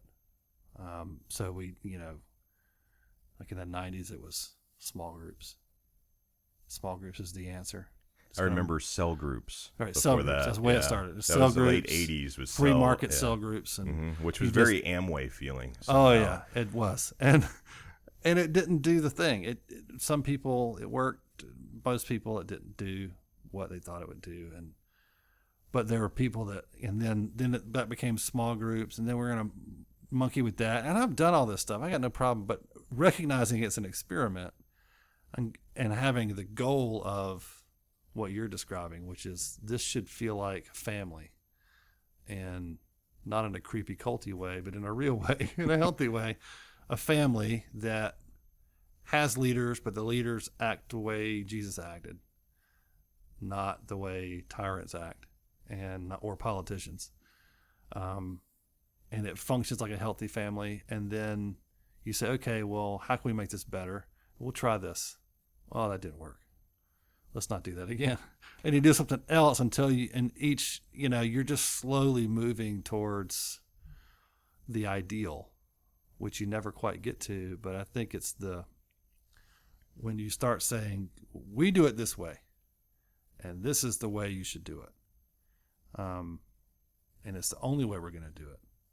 So we do a Wednesday night meeting, and that's it, because that's the way we do it. We do not do small groups. That's for those crazy evangelical modern churches. We do this. Or we don't do a Wednesday night service. We do small groups because that's the answer to everything, right? Maybe what you need to do is do a Wednesday night service and stop doing small groups because they're terrible and they're not working. Or stop having a church building and start doing a home church. Exactly. Or a series of home churches. So that's where, because when I first started pastoring, I read all these books, and I thought, man, I'm gonna make the ideal church. And I got this picture in my mind. It's like a vision, and I went in full Moses mode, Yeah. And I started tweaking. I don't know if you were here then, but I would every Sunday was different. I was here. And tweaking the time, the order. Sometimes I'd preach first and do this or do, and it was always just like a mad scientist. Yeah. I kept just tinkering. During that time, I really wanted, and I'm still waiting for the day to happen because it's going to happen. Yeah. And you kind of did it a couple of times, and I loved it. The idea that the church is the building is something that you have to break mindsets of all the time. Yeah. And when I say that, I mean, I break it in my own head. Constantly. Yeah. And I've always expected you to have, one Sunday morning I get there and the doors are chained in a big dramatic fashion with these old, 1600 style locks. Right. And like it's big, been on a lighthouse in New England for 10 years. Yeah. And maybe we've lost the key even. And then there's a note on the door that says, go have church. Right. Yeah. Dun, dun, dun. You're nowhere to be seen. Yeah. And the congregation is like, what do we do? Yeah. And I am genuinely curious what would happen. Yeah. And I've seen that in you too. You get curious with that. That could be better. We don't know. Right. It could be Try it, disastrous. Yeah. The moment you say, no, God has spoken. Mm-hmm. And from now on, right, we will be chaining these doors. We're still going to pay the mortgage on the church. I don't know why, because it just feels like we should. Right. But we're not going to meet at the church building anymore. Right. No. It's an experiment. It's an interesting thought experiment, too, to think about. Well, it's a similar idea, because I had a dream one time where the church burned down. And I woke up in a panic. This was early on when I first came. And I thought, what would we do if that happened? And then it was like, it's almost like God was just sitting there waiting for me to wake up and get the point. They're like, yeah, that's not you. If you are building in a way that requires you to have a building, where your whole community would be destroyed if the building burned down, and you'd have to wait till you rebuilt it to have church again, then you're doing it wrong. Mm-hmm. And which is, legitimately is some of the logic behind small groups, which I get, which I don't disagree with, but still, it's something that, another way to think about it is your model exportable out of the United States? Does it work in a tent? Right. Does it work if there's no tent? Could you take your core beliefs? I mean, there's some things that, like we couldn't have coffee every Sunday if we were in the middle of Africa, but the essence of what you are and what you're doing, what you're about, could you just drop it into Nairobi somewhere and do that? And if not, you're probably doing it wrong. Well, and you're also asking another question. You're asking, who are you and what pours out of your heart? Right.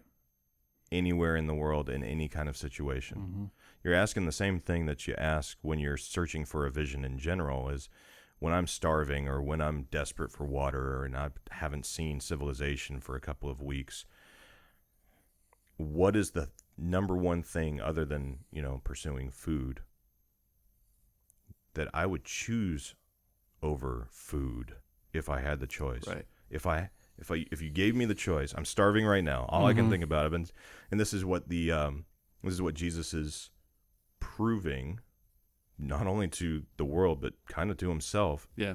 When he goes out for 40 days. Mm-hmm. 40 days In the desert, That's what he's doing. He's trying to get to the point where he is, every bit of his flesh is crying out, saying, let's become the tyrant and turn those stones into bread. Mm-hmm.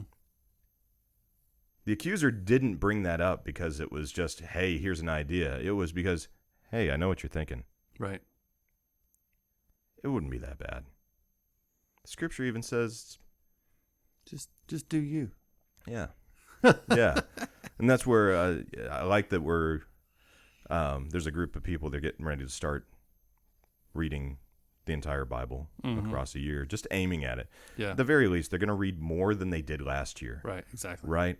And the only way you combat the accuser in times like that, if you don't have a core vision, no, you need both. Mm-hmm. Core vision, it's zeal without knowledge, right? Mm-hmm. There's no point in having a vision if you don't have the competence to get you there when you're tempted to corrupt yourself along the way. Right. And that's why Christ was able to answer with Scripture. He's like, yeah, you're right, but also more right is this. Right. And so hiding God's word in your heart, it's so important for those kinds of battles. But you're talking about what will the church be if it's put somewhere else? And the real question is, what is overflowing from their heart every day? Mm-hmm. And when you figure out what that is, you can actually start properly building a support system around it to foster that. Right. It's like, what would make that easier for them to do, or for us to do it better? Right. Right. Which is far better than what I originally was trying to do, which was tweak the model to make it, like, if we just had the perfect model or philosophy of ministry, then everything will be perfect. And at some point, I don't know when it happened, but I just gave up on that and just started looking at people, and going, okay, here's a person. How can I let them see that the whole entirety of the universal church, the seed of that is in them. And I ought to be able to just take them and drop them anywhere in the world, and they should start a church. Like, 'cause it's all in there. The Holy Spirit's in them. If they're a Christian, like, the whole church is in them. Yeah. And there's nothing like, and all my job is to try to help them see at least a glimmer of that, and get them to just be who they're called to be, using their gifts however they're supposed to use them. And if I do that, then who cares what model I'm, who cares if I'm Baptist or Presbyterian or none of those or whatever. It doesn't, none of that. I don't think God's going to care or cares now. I think what he cares about is, are we making disciples of him, not of us, but of him? And if that's working, that works everywhere. In any cultural context, the United States, anywhere else, whether you have a building or don't have a building, everything else becomes a luxury. When we talked about, I remember when we kind of replanted the church a few years ago, the first thing I said was, why are we in this building? What would happen if we sold it? How much money would we get for this building where it is? It's a pretty good spot. We could get a lot of money. What could we do with that?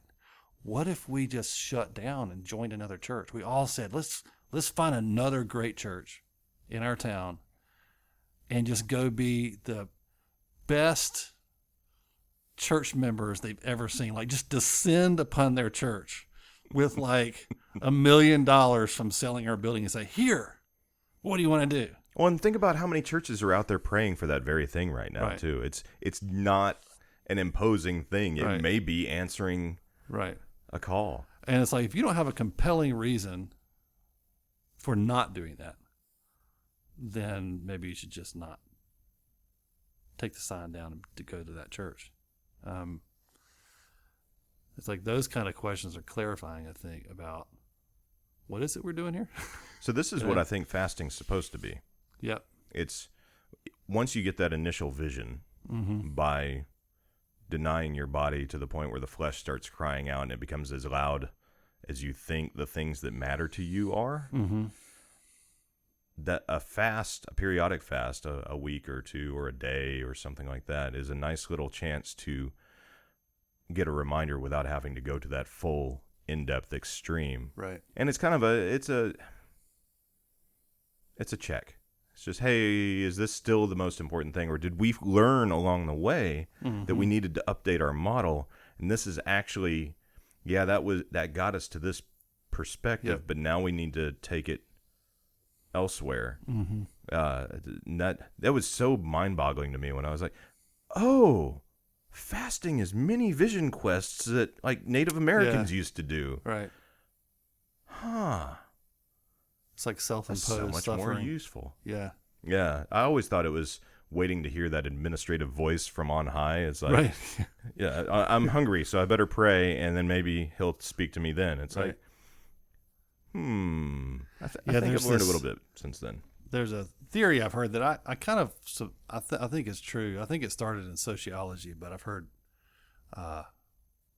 church growth gurus talk about it. It's one of the few things I took from church growth gurus that I actually like. But where all organizations start out as kind of a movement, like it's energetic, it's disorganized, but passionate. It's and it's sort of life or death, sort of the way the church started. And it's just a bunch of guys and girls just going, there's just a mission, and that's all there is. And nobody knows what's up, what's down, what they believe, why they're doing it. They're just going like crazy people. And there's not enough time to think through things like what's the best way to do this? They just go for it. And it's super exciting. And then it grows and it gains momentum over time. And it has to start organizing. And in the church world, it's like, well, okay, what do we believe again? Yeah. Maybe we should write it down. And now you have a constitution. Right. And so you have the first 400 plus years of church history was just figuring out what orthodoxy was. Right. And they sort that out. And then they're like, well, what do we do when we get together? What's the best thing to do? Right. Well, what does the Bible say? Well, let's try to figure that out. Now you have denominations because there's variances. There's different opinions. And it gets more and more organized and eventually becomes institutional, where everything's set in this kind of permanence, and the energy wanes. Dwayne. Dwayne. Sorry, Mr. Rock Johnson. Sorry, Dwayne. So then, and it loses its momentum, and at that point there has to be a shakeup. There has to be like a crisis, either a self-imposed crisis or something bad has to happen, or you get like if you look at all the history of all the denominations, they started out this way as movements. They were energetic, and most of them lost that vitality. And churches are the same way, businesses are the same way, civilizations for that matter. Yeah. If you look, it's the same arc. Individuals are the same way. You get a burst of energy and you're going for it, then you kind of slow down, you get stuck in your ways, and you need like a shake-up. And the best kind is when you impose it on yourself. Like I think that's what a fast does, is you're introducing a self-imposed suffering, self-imposed crisis to go, okay. And there's something about the way we think that churches need the same thing. You got to get in there sometimes and maybe create a crisis. You just blow up you take a ministry and go, like, we're not doing that anymore. Or wait, we did that for 1,000 years. It's like, yeah, well, we're not doing it now. I mean, church. Deal. Now what do we do? It's like people get set in their ways. We all do it. Yeah. And I think I feel like the American church is in a place like that right now, where the whole country is stagnant and complacent, stagnant. I mean, it's dying. Yeah. One of the things that I was thinking about getting to is, okay, this is just going to be a terrible segue. Segueing. Once you've got the model working for your family, your church family, then the next question becomes, why are you here? What are you doing in the world to be the light in the world, to be the salt of the earth? What is the family gonna do? Are we gonna sit and be misers with it and just right not do anything and we just figured it out? Oh, we're here for the Right. lost, and when they get here, we're just Yep. a good safe haven, and then for some reason they leave after a while. Though Yep. we don't know what's going on. Yeah. Uh, Let's just eat some hot dogs and forget about it. yeah, and I'm seeing now CrossFit is more effective at helping people better their lives on a personal level Right. as an outreach than the American church right Yep. now. Why? They cracked the code on that belonging thing, I think. That You think it's the belonging? people want to belong, and it's a cause. Mm. It's as simple as it is. There's no religious strings attached either. Right. Hmm. And so it's this feeling of, I'm improving myself, and we're doing it together. I'm being encouraged and supported. All the things that the church ought to be doing for people. They're doing it, just minus all the Jesus stuff. Yeah, well, it's like, why do I feel more welcome and more Right. properly loved Mm-hmm. at a bar Right. than I do at a church? Right. And how do we fix that? I think it's got to at least start. I don't have all the answers to that question, but it's got to at least start with a change in attitude about belonging before you believe. That you have to give people the really make it okay to belong to your community in a real way before they believe what you do. Well, and I think Hoping that they right? believe what you do eventually, but Yeah. holding the belief up front, saying, once you buy in to Jesus, then you can be my friend. I think that's the standard attitude of most kind of American churches. That at least that's how it feels. It seems like we got it backward, and I'd like to hear your thoughts on this. We started making the church to bring people in to convert them, whereas the way it seems to actually work properly is you shine the light that God has given you, that God is in you, as brightly as you can, and it is in of itself attractive. Right. What the church is what you do with that crowd of people Right. that have started following you around, right? Right. Because there's something different about you. Is that? Yeah, I think that's absolutely true, because that's certainly how we act. I think it's one of the things that came out of that business mentality, which was, okay, all you do is swap out your business goals to make money and grow the business with church goals, which is get people saved and put more butts in the seats. And so everything the church did was just designed around bringing people to that point of decision, which is not the biblical goal. The biblical goal is build the church, which is people growing to be like Jesus, to emulate his character, which is totally different goal than just packing the place full of people who've made quote unquote decisions for Christ. Jesus wasn't a pretty man. No. And yet he walked up to 12 different guys and said, "Hey, follow me." Right. And there was something about him that was magnetic. Right. So like that mentality forces you to, all the stuff you do that you call outreach is a bait and switch. It's, hey, we'll give you this free bottle of water, but you got to take the church card, business card. Tracks at Halloween. Tracks at Halloween. Please stop doing that. You can come in our, you can have this free plate of barbecue if you listen to our, choir sing or whatever it is. Or I'll just be friends with you if you'll come to church with me. I'll date you. Right.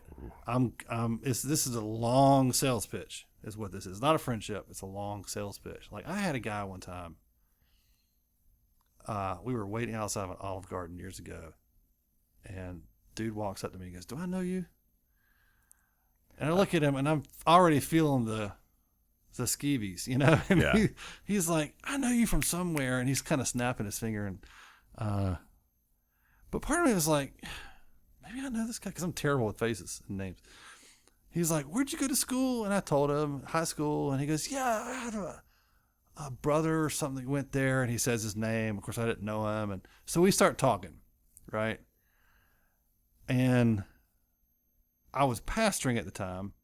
And I was in this mindset. I was like really working on trying to be more outgoing and with strangers and just trying to be less cold in public. Well, you're naturally an introvert. Right. Anyway. I'm introverted. Which is so I was like, I was just trying to get out of my head in public because I tend to just be in my own world. And so his timing was perfect. But he's like, hey, can we just get together and ask you some questions? Because he found out I was a pastor and he wanted to and I'm thinking maybe this guy's interested in asking some questions about his faith and maybe that. It was all, he shows up, we have lunch, he pulls out a Flipboard and starts selling me a multi-level marketing thing. There it is. And I'm like, this guy, that's a long pitch. He called me on the phone. We talked on the phone a couple of times. I'm like, maybe we're becoming friends. I mean, it was a long con. And I think we do that, like when you just make it about conversion and not about just being like Jesus, like you're saying, being this light. And I think you do this and people feel it, man. Like you feel it from you. Your neighbor feels it. Like when you're like, hey, you get this weird look on your face. Yeah. You're always holding your Bible every time you talk to them because just, you think that's going to witness to them, and you're just being weird and creepy and disingenuous. And I don't see Jesus acting that way. Mm-mm. I think this might be why it's one of obviously many sophisticated reasons why Trump was elected. He's a son of a gun, but we don't think he's pretending to be. Right. We think he actually is. Yeah. Russell Brand just nailed that with his That's accurate analysis. Yeah. We will turn to the devil if it's a genuine devil who's up front with us about it. We're at that point now. Right. So with the image of the church being so tarnished at this point, why not scrap it? Scrap the image. Yeah. How do you scrap the image without scrapping the organization? I think you gotta, it's the same thing of like you gotta, I think you have to, like thinking about that bell curve where you get to this crisis point. I think a lot of people right now are just throwing everything out. So they're saying, we're going to rethink our doctrine completely. We're going to go back to the first 400 years and and we're going to start arguing about like the divinity of Christ again. Everything. And that just seems to me like it's an utter waste of time because it's like we already went through this. It took us 400 years, and I think you ought to know what you believe. But why are we having these debates across the interwebs between churches about stuff that, why don't we just get rid of the stupid stuff? Well, now the you're silly talking about things that we do that don't make any sense. Boil it down to, this is what we believe. We're Christians. This is what the Bible says. And then just go be like Jesus and make that the big issue that we're fighting for. Versus like this baby out with the bathwater thing I see constantly. No more pastors, no more leaders, no more Bible really. We're just going to lower everything to the lowest common denominator, which I also think doesn't work. The Trump example is a good one. Is one tactic is to say, well, we want to be more attractive to the world, so we're just not going to believe anything. And we're going to strip everything down to this most, like if I say I don't believe anything, then I can have great relationship with anybody because there's never a disagreement. If a great relationship is defined by there never being real differing content. perspectives, differing perspectives, looking at the world at all differently, as opposed to having really strong convictions, but being open and truly hospitable in a biblical sense of welcoming to the stranger, meaning someone who's not like you, doesn't believe what you believe, maybe doesn't even care what you believe, doesn't want to hear your speech, doesn't want to hear your gospel presentation, doesn't want to come to your church, doesn't trust you, doesn't want anything to do with any of that stuff, and you still being willing to really give yourself to that person. That's a whole different thing from just tossing everything out, because that's not real unity, and I think people smell it, because that's not genuine either. I think people right now are interested in Christians that have deep, real convictions, where you can tell like that person is serious about what they believe. I think people have more respect for Muslims than they do Christians for that reason. Yes. There's a radical, like, I can respect that Muslim guy because he actually, he's willing to dress differently than everybody else and really, really believes what he says he believes. And I can tell by looking at him, even though I totally disagree with, I don't believe what he believes. Yeah, well, even on the flip side with Sam Harris, for instance, Right. He genuinely believes that there is nothing out there. It's like, but he's genuine about it. Right. And it's attractive. Now we can talk. Versus the Christian guy, he's kind of, I don't know. I just, I don't really believe anything. And I just want to be your friend. That's icky to me. What do you believe? And what's your truth?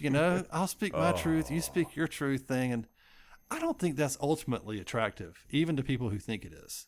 It's in the end, it's not compelling versus somebody who says, I believe some radical stuff. I mean, Christians, we believe some radical stuff. I mean, we could list off the crazy things that we believe are actually true.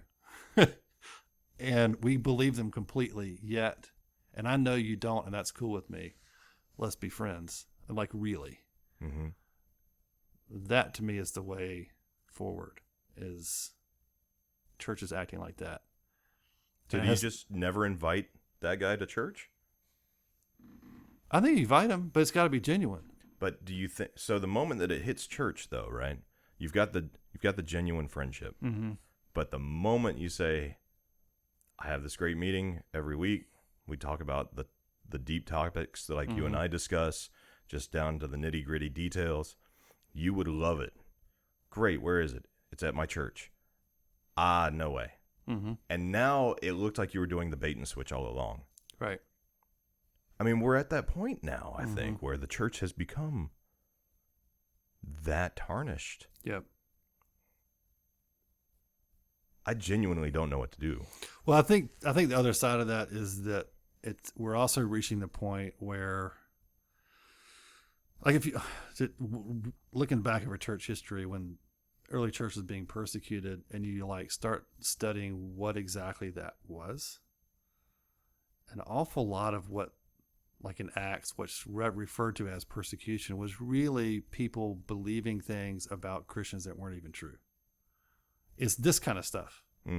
It's like they didn't know what to call them. Like, they were the first atheists because they didn't fit into anybody's religious system at the time. It was this other weird thing.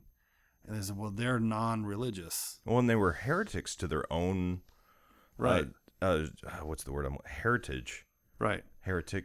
I didn't realize. I just put together that they've got the same root word. Heretic and heritage. They do, don't they? One's a friend, one's an enemy. Yeah. But yeah, they're turning their back on thousands of years of what they're claiming. Right.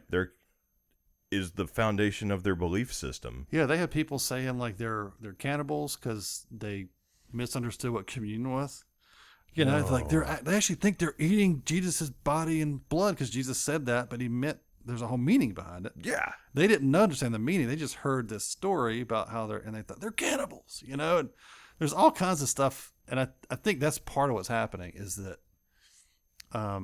our like Christian teaching about certain things is so divergent from the world around us that it's going to get harder and harder and there's no way to reach out and just correct the misunderstanding. It's just like if you say you're a Republican, then a whole world of assumptions comes behind in the mind of the person about you. If you say you're a Democrat, the same thing happens. It's the box. Right. Yeah. You were in the box, whether you fit in the box or not. And I think the same thing with pastor, same thing with Christian. Same thing. What university you attended? Right. Who's your team in football? Right. Oh, you're one of those Cowboys fans. And there's just no way to fix that. There's nothing you can say that's going to make that change. I think all you can hope to do is act differently. And some people will be willing to look past the box and see who you are for real. Other people won't. I think the church, even real, true, good, healthy, hospitable churches right now are going to have a hard time, not because they're doing it wrong, but because they just believe stuff that the world doesn't like, you know? Or the world thinks they believe things. Yeah. Right. I mean, I've talked to myself till I'm blue in the face about issues like gay marriage and things like that, trying to go, you know, it's not as, we do believe some stuff, but it's not as bad as you're saying it is. Right. And people are like, whatever. Yeah. You know? Yeah. It's like, oh, now use your Right. honeyed words to to convert me. Charlatan. Because You know? at the end of the day, you just want my money. And Right. I just quit trying because, and that's tough for somebody like me who's, I put such a premium on communicating clearly and trying to say true things and all that. But I think you have to die to that desire to be understood. And we do our best and own the stuff that we get wrong, you know, because we've made a lot of this the bed we're sleeping in. Yeah. Yeah. We can't say those Christians did it. We earned a lot of those. We earned the box we're in. Absolutely. For sure. But the answer is not to, I think more and more we're going to see churches trying so hard to be understood. And we're seeing it now, that they just abandon the things that make them Christian in order to be understood and to be liked. And they're doing it under the name of, I'm just trying to save souls, man. I'm just trying to be all things to all men and save souls. But meanwhile, Jesus is like, I just want to spit you out of my mouth. You're making me sick. What do you think about just halting the whole outreach idea? The I'm going to another country or to a community to bring the gospel in order to convert people by preaching to them. What do you think about just scrapping that concept? It seems like that might be the perverted good intention. Yeah. Yeah, I think not trying is a mistake. I think we have to get better at the way we do it, because it really is easy to make it worse. And not being in such a compulsive hurry to just go do something. I was just talking to my brother. He was in Wales. He's getting his PhD, and we were just talking about a church he went to there, and it's all Americans, American pastor, and questioning. Another conversation with Josh, our worship leader at church, similar thing when he went to Sweden for work. Went to a church there, lots of Americans in that church who had planted this church in another country. And it's hard to tell if it's actually making it better or worse, because the locals are like, who are these Americans? What are they doing here? You go to a church in Sweden and everybody speaks American English and you don't even have a language barrier. And but I understand, like, if I was the pastor in one of those churches, I'd be going, I just want to minister to these people in this church. That's all I'm doing, man. Just leave me alone. I don't have grand goals. I just want to Bill and Frank and Frida or whoever. That's who I care about, and I'm not going to abandon them and quit and shut down the church. I get that. But from a bigger perspective, it's like, are you making it better by being there? And so I think it's easy to make it worse. Go into, like, you know, other cultures, you know, going to some Hispanic neighborhood as the great white hope, you know, we'll save you. And like, we don't want to be saved, you know, that kind of stuff. I think you have to avoid, but I think at the same time, just abandoning it and just saying, we're not going to try. Well, so it's a refocus. Mistake. The idea would be reading what that community actually needs. Exactly. It's like, where are they? Well, they're all dying of dysentery. Right. Maybe we could bring some vaccine, bring some medication right. to help alleviate that. Actually listening. Yeah. Right. It comes back to what we were talking about at the beginning, being properly empathetic. So now Now it's starting to give me an idea, though, that what the pastor's actual role is just, he's not the shining example. Mm-hmm. He's the one that he's the facilitator that's also striving to embody everything that's in Scripture, which is learning empathy. You learn it, and you can bootstrap it. And I love bootstrapping. It's one of my favorite things because you start with something small and it becomes a little bit bigger. And then you use that with the other thing to make something even bigger, and so on and so forth. So sorting out you, because that's what you have to do first every day. Right. Or else the whole thing crumbles. Mm-hmm. So you pursue sorting yourself out. And then you find that maybe people are actually, their lives are better when you're around them. Mm-hmm. And then they become curious. How can I make people's lives around me better the way that you do that for me? And it starts in the home. Mm-hmm. It starts you're a dad. You've got 3 kids. Right. You're a husband. Before that, you were an individual in a community. And you start building on that. I don't think people, when it's done right, I don't think people go and say, I am going to be a pastor, bring people to me. Right. I think they're doing their thing, pursuing truth and God as best they can. Mm-hmm. And then the people start showing up and say, please be our pastor. Right. Which is, it's so strange because that's what elected officials used to be too. Right. The reason we don't have term limits on congressmen is because it was a sacrifice to perform that act. Mm-hmm. You left your law practice or your farm behind for years to go serve. Right. Nobody wanted to do that job. And at the end of the day, I don't think pastors really, I think the idea would be, what if we could all just be pastors? And I didn't have to do this. Right. I didn't have to be like a high functioning, what's the word I'm looking for? Opposite of outgoing. Introvert. Thank you. Yeah. I don't have to be a high functioning introvert. Right.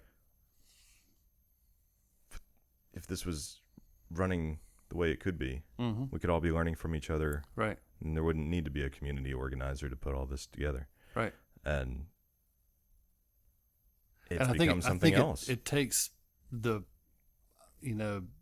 leaders, the high functioning person resisting the pressure, and it's like a gravitational pull constantly towards just being that everything to everybody, resisting it so that it, because I think people need to know the stakes are high, that they have real responsibility.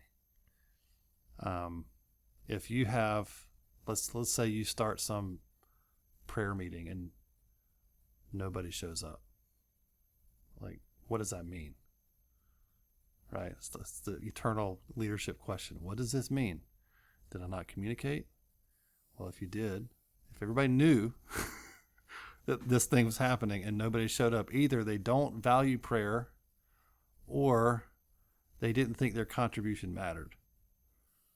I think most of the time that's what it is. And as soon as somebody knows my showing up or my contribution actually has a real impact, then they throw their weight under it and they go for it, because that's a real good, happy pressure. Yeah.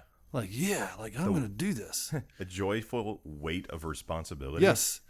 It's a wonderful thing. It makes you feel alive. It gives you drive, and your motivation increases. It's a great thing. But if you feel like it doesn't matter if I go, it doesn't matter if I show up, it doesn't matter if I'm there, it doesn't matter if I contribute, because my contribution is meaningless, then that's where, that's when people don't give.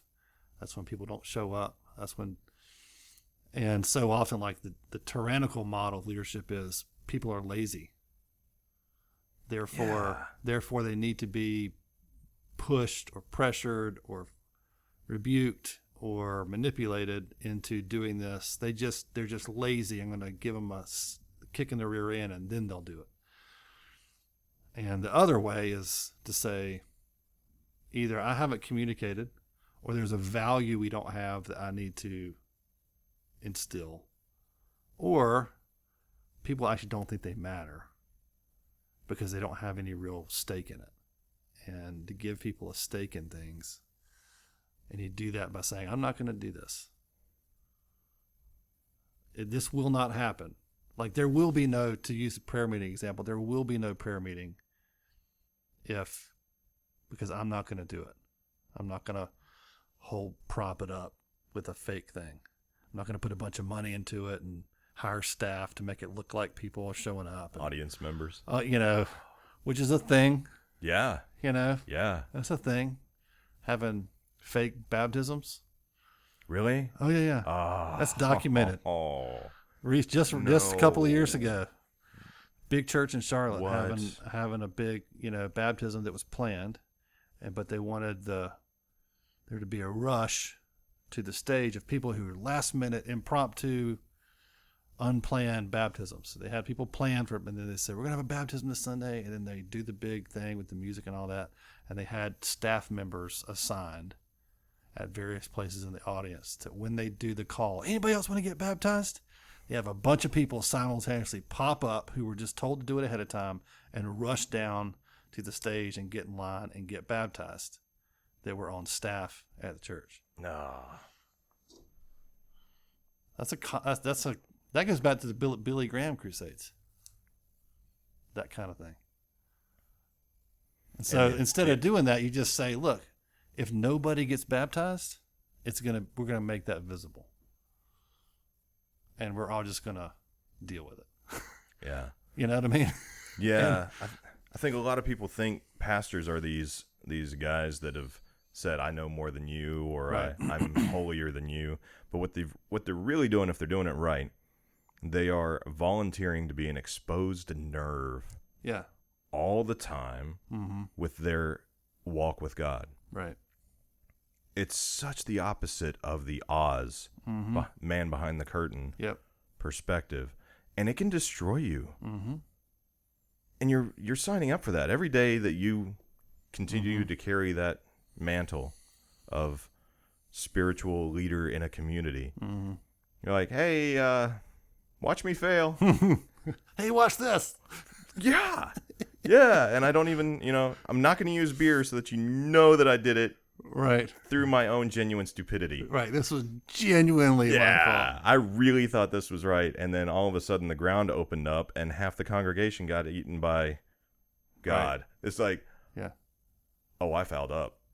Yeah. I think if you don't understand just grace and your identity, this kind of thing, just eat your lunch, because, you in a sense, like, the stakes are really high, which is exciting. People's well-being, and if you really blow it, eternity.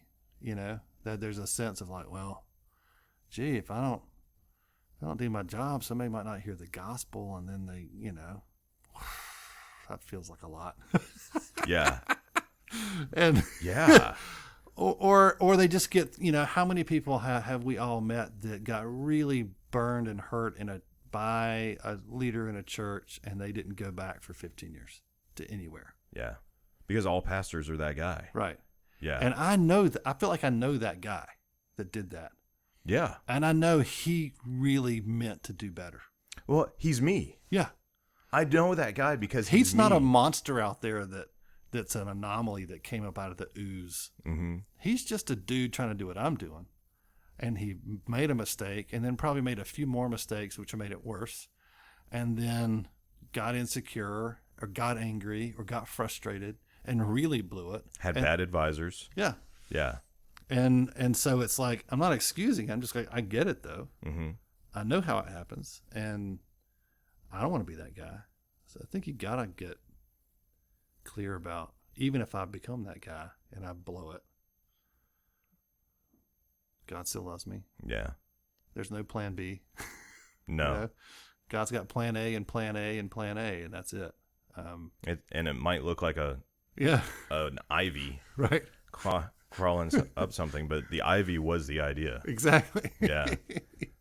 Is not every follower of Islam is a suicide bomber. Right. And if you think of those pastors who are true tyrants as suicide bombers of Christianity, right, they're blowing up our actual image every day. Not every one of them's like that. Most of them are just inept, just like everybody else is inept at trying to do something that they're genuinely passionate about. The dad motif, I think that's a good training ground, right?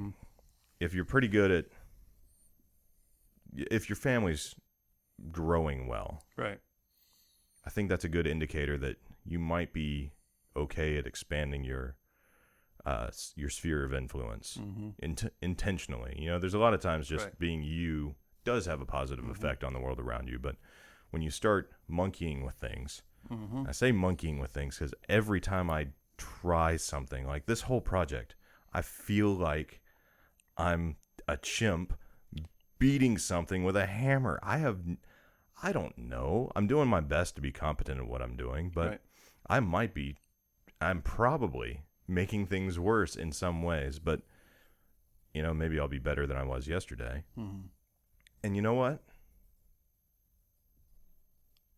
I can't not do it now. right, It's become something that's so deep ingrained in me, just like ministry becomes for those genuine pastors, the guys that you do want to follow that screw up along the way. If you left them in the middle of the desert with nobody around, they'd still be proclaiming the gospel. They can't not do it. It's at that point. This is what God has done for me. Isn't that awesome? Over and over and over again. That's what John the Baptist literally did that. Right. Yeah. 8 locusts, you know, out in the middle of the desert, and people would seek him out to hear what he had to say about Christ that was coming. Right. It's crazy. So coming back to the family model, you get a chance with families to experiment in a controlled environment, a much more intimate environment, things that you might be considering bringing to light with the congregation or your greater spheres of influence, right? Yeah. You're a dad of 2 daughters and a son, roughly middle school, high school age. You got one that's going to college or in that age bracket anyway. School is an interesting thing these days. There's a lot that they're being told they should believe or that they should tolerate or that they shouldn't tolerate or should say or can't say. So the biggest one, right, is this idea that gender is it's a social construction and you can identify as whatever you want and go from there. How are you dealing with that? What is like it's been like an hour and a half of warm up and now we're getting into the fun stuff. You've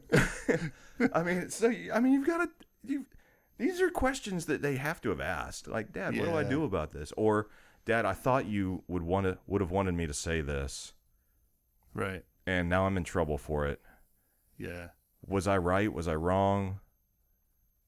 I think everybody's asking those questions, not just our kids, but I think it's got to start, at least the way we've approached it. Maybe 10 years from now, I'll look back and go, oh, I was stupid. But with our kids, at least, is trying to, instead of teaching them like situation specific things, like if this happens, say this, just like me going into a meeting and trying to be fully prepared for every scenario, instead to teach them how to think and how to act and how to treat people, give them a worldview that's Christian. So, for example, like with the gender issue, it's you say, and this is how I'd answer if somebody asked me, what do Christians believe? I wouldn't just say, don't do this, don't do that. I'd go back to Genesis, like the worldview stuff, like God made us. God made you. You don't get to decide who you are about anything. You're not the decider, right? Really? You're God's the decider. Uh-huh. He made you. Yeah. And your job is to figure that out Mm-hmm. and submit to his design for you. And true joy and fulfillment is found in doing that and being that versus designing yourself or recreating yourself in your own image and trying to be that. Even if submitting to his design is painful, it's still more joyful and better than anything else. Like that's the foundation of all of Christianity. God is the creator. Mm-hmm. We originated in his mind, not the other way around. And sin is our rebellion against that. And it is an infection that makes everything broken. Through our act of sinning, though, we became something other than what he made us. Right. Or did we? People debate that one. So the question is like, okay, we're made in the image of God. What did sin do to that image? I would say we're still made in the image of God, which explains why people who don't believe in God can still do good things, can still look godly at times. You know, they give all their money away to orphans in Hungary or something. And you go, wow, that's a really good thing. You don't think that's them just appeasing the masses in order to maintain their position? Well, it might be. But if it's a genuine act of generosity, Okay. assuming that, Yeah. then, which is a big assumption, granted, but if it's a genuine act of generosity, and I would say that's just an expression of the fact that they're made in the image of God. Sin, I think, just obscures it, distorts, like a distorted mirror. And so I think that's, so you give your kids, for example, that understanding of themselves and the world that, like, I don't ask my kids, what do you want to be when you grow up? I say, what does God want you to be when you grow up? Which is also a very fulfilling question. It seems pretty weighty. It is weighty. Yeah, for a but kid to you set adopt. your kid on that journey from an early age. Right. I want to go figure out what God made me to do. And that's like looking at yourself. That's like, what am I good at? What am I not good at? What do I want to do? What do I desire to do? So it's not like a self-denial all the way around thing. It's just who's in charge.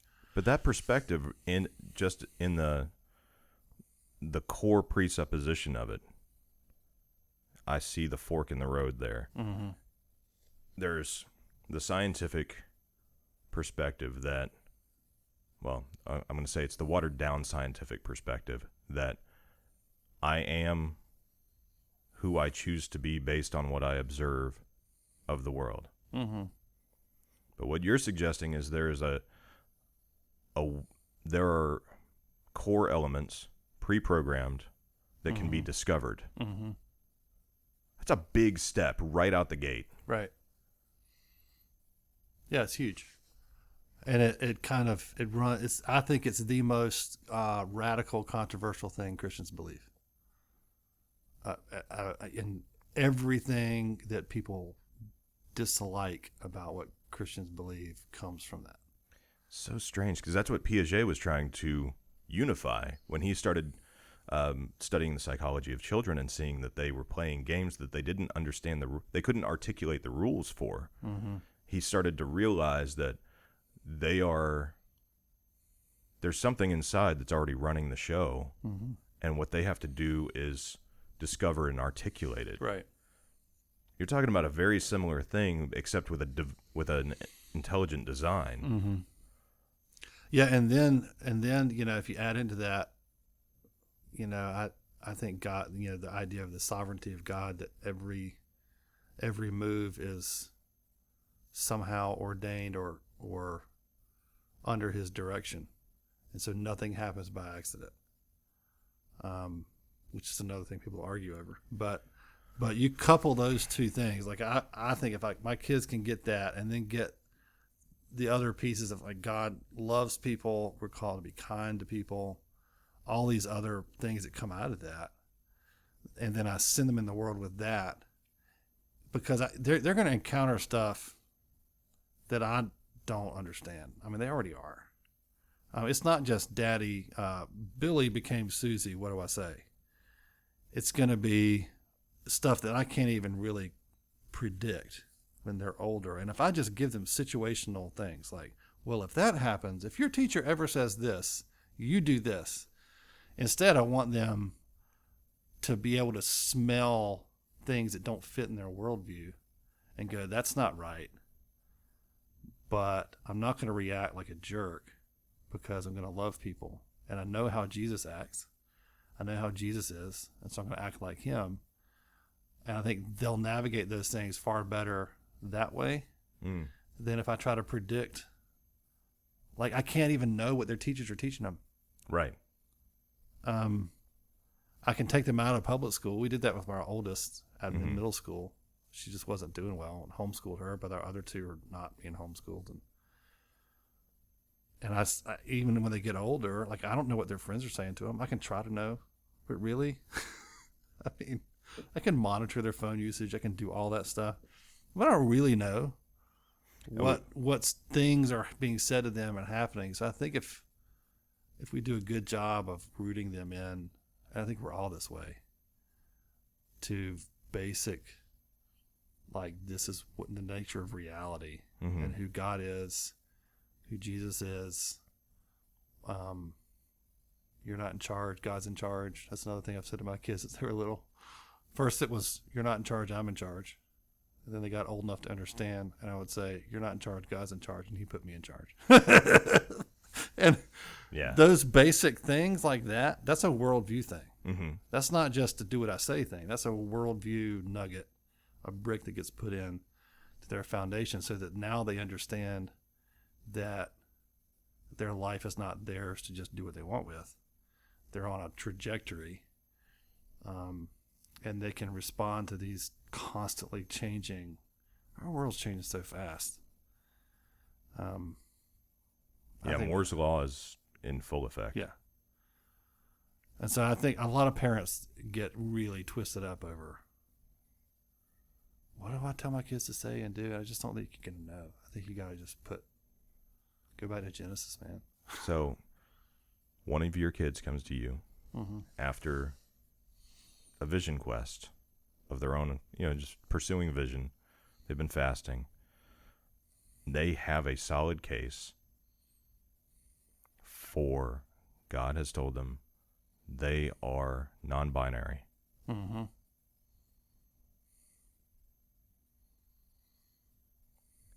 Is that within the realm of possibility? Do you think that it's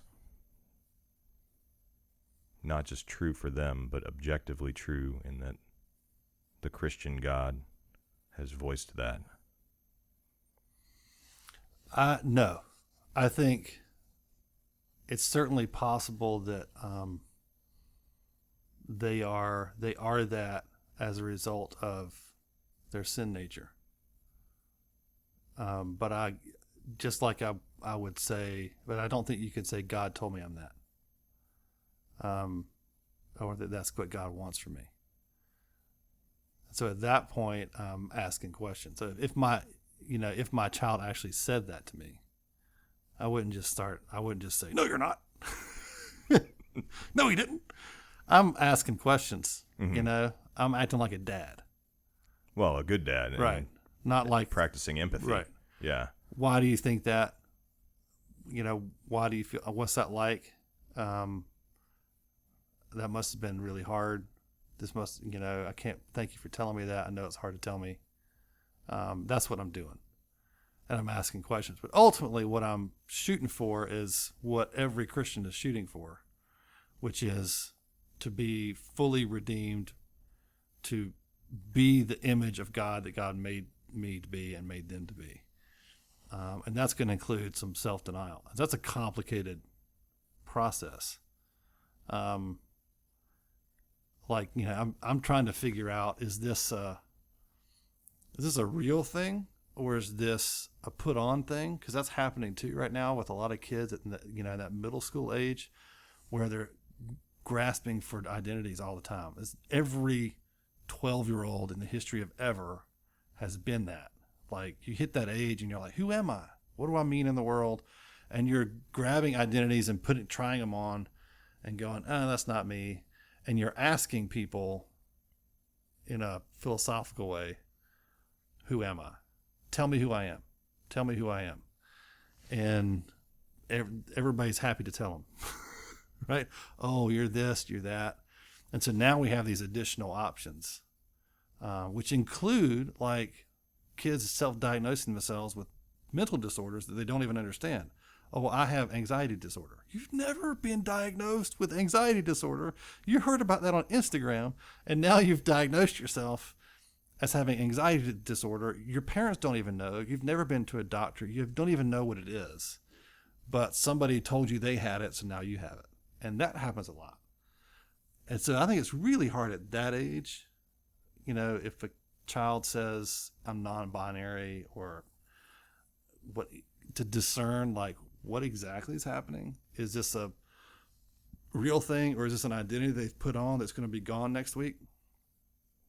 I think it's really hard as a parent or anybody to know which that is. And you got to ask questions. You got to but if it's an older child who's 18, you know, plus, I think it's a different conversation.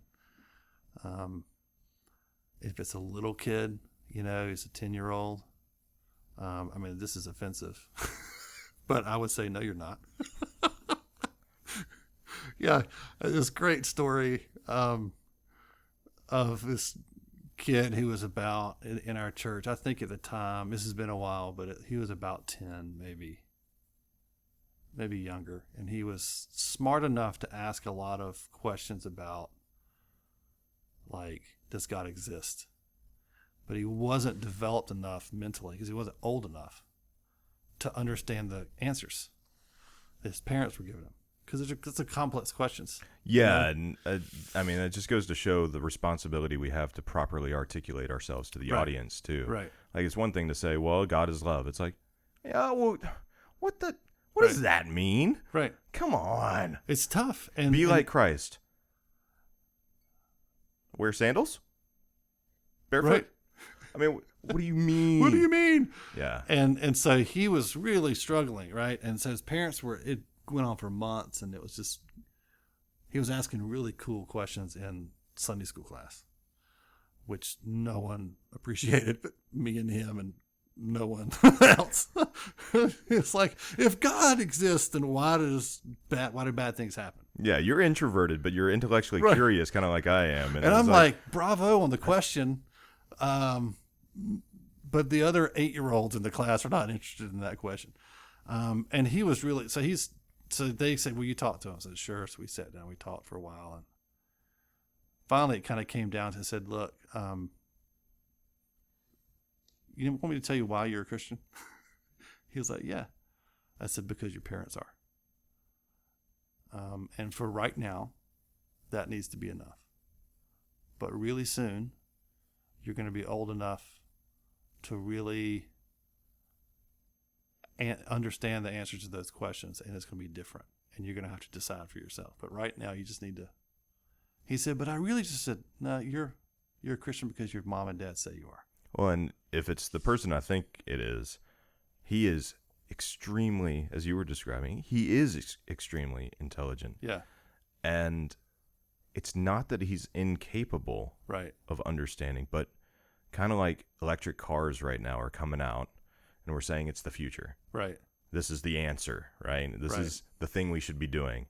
It's like, okay, drop 1,000 electric cars in a town that has no power charging stations at all. Right.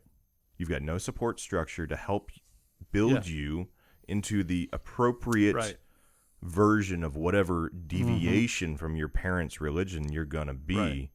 Why not at least build up as what they could build you into and then launch from there? Because you can't move in the world yet. Right. You can walk, maybe, but you're going to need some value structure to move in the world. Right. Or die to nihilism. Exactly. Everybody around you knows this one. Right. Go with that one. And what's great about Christianity when it's done properly is it is not afraid to explore Mm-hmm. What if I am wrong? Right.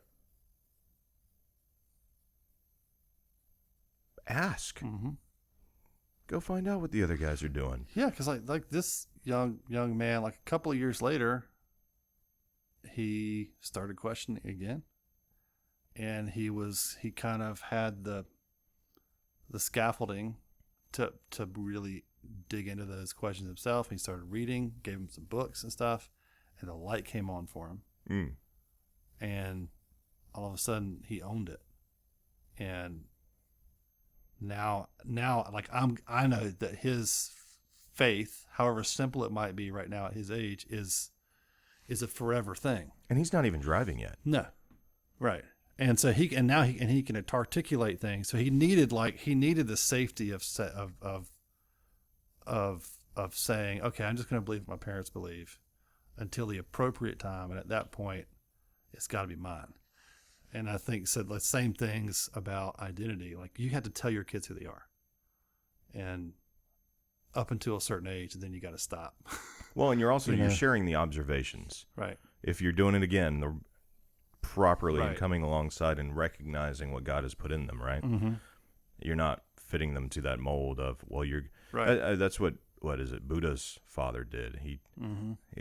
Somebody told Buddha's father that Buddha was going to be either a great spiritual leader or a great political leader. Right. And the dad was like, well, he's certainly not going to be a spiritual leader. Mm-hmm. So we're going to make him a political leader.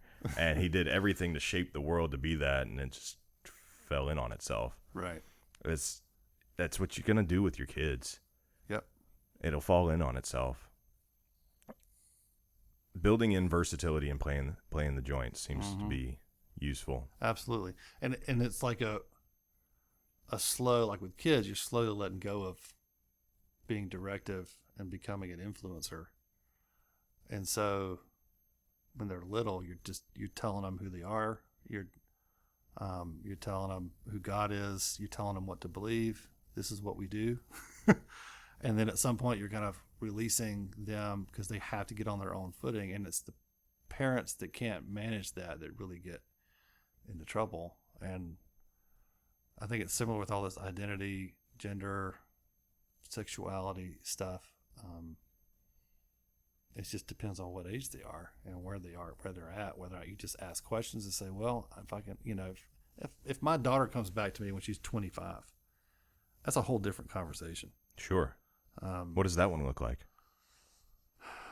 That one looks like a lot more questions and a lot less telling, I think. Mm-hmm. She knows what we believe. Mm-hmm. She knows who God is. She knows, She hasn't moved in this direction lightly. Right. And so then it's like if you had a close friend who was in that position. There's a lot I wouldn't have to say that she just knows also. Then I'm praying for her. That's a different thing. When you're telling, even with the 10-year-old, when you say, no, you're not. Right. It's no different than what you would say if God said something to you that didn't fit with the character that you've known of God through reading and encouragement through the body and correction through the body. And by the body, I mean the church, or not the church participants. We'll say that. Mm-hmm. If I swore that God told me to put poison in some Kool-Aid and hand it out to a group of people so that we can go to heaven faster, right, I would tell myself, well, first, me being me, that's not God. It's like, no, he didn't. Right. He didn't tell you that. Right. But then me being me, I also go, but what if he did? Mm-hmm. Okay, well, let's see how that matches up. Test it out. What does that look like? That's what you're actually encouraging, is the pursuit of, does it match God's character? As far as we can tell, God's character is. Mm-hmm. And if God's character looks like that, what does that look like for God? Right. And is that a God that seems like one worth following? Right. Maybe it does. You don't know until you ask, though. Right. So what you're fostering that. You're outwardly fostering the questions that you would ask of yourself anyway. Because I'm not scared of. I'm not scared of finding out that God's that somehow his nature is different from what I thought it was. Because I just want to know him. That won't shatter your worldview and leave and you I crying think in a that's corner. why people are afraid to ask questions. Like, some people are very good at articulating the biblical position on things, which we need to be able to do. That God made us male and female, and going through the biblical argument for why God did not tell you that you're not what he made you to be. But they're not very good at, and they're good at making arguments. But when you're talking about to a real human being with a real struggle, they're not good at relating to somebody and empathizing and understanding that you can't force somebody to believe something. You can't force somebody to change their mind. They have to be convinced. And what makes you right? Right. So right that you would impose. Right. So instead of saying, this is what God says, unless they're asking you, it's one thing if, like in that scenario, my 25-year-old daughter comes and says, I'm non-binary. And she says, what do you think about that? I will tell her, I'll say, this is what the Bible says. That's what I think about it. But she's probably not going to do that because she already knows what I think about it. Instead, it's like me being willing to say, what do you think God says about this? Why do you think he would say this when you know what the scripture says? What's your argument for that? And there's no question, like, you think she's wrong in it. Right. However, as you said before, you're willing to be corrected in your understanding of God. Let's genuinely pursue it and see what comes up. Like, we had this very simple example. One of my kids obviously had been having conversations or something at school about gay marriage. And we were having dinner, and she just blurted it out. I don't know what the context was. I can't remember. But she said, but you can't help who you love, which is a classic tagline, right? There's a lot of conversations in that. For a whole worldview, right? About what love is and what sex means and the whole thing. It's all in that one statement. You can't help who you love. And I look at my wife, and she's ready to come across the table and like go into full instructor mode, right? And I was tempted to just let her, right? Because that would have been fun to watch. But I just said to my daughter, I said, well, why do you think that's true? And she's like, I don't know. But she hadn't thought about it. Mm-hmm. And I said, okay, let me give you some scenarios. I said, let's say I just decided that I loved somebody that's not your mom. Let's make it a woman to make it simple. Mm-hmm. Let's say I just said one day, came home and said, I love our neighbor, and I want to be her husband. And I said, I can't help who I love. How would you feel about that? And she was like, you can't do that. She was furious, right? And even suggesting in a hypothetical scenario that could be a thing.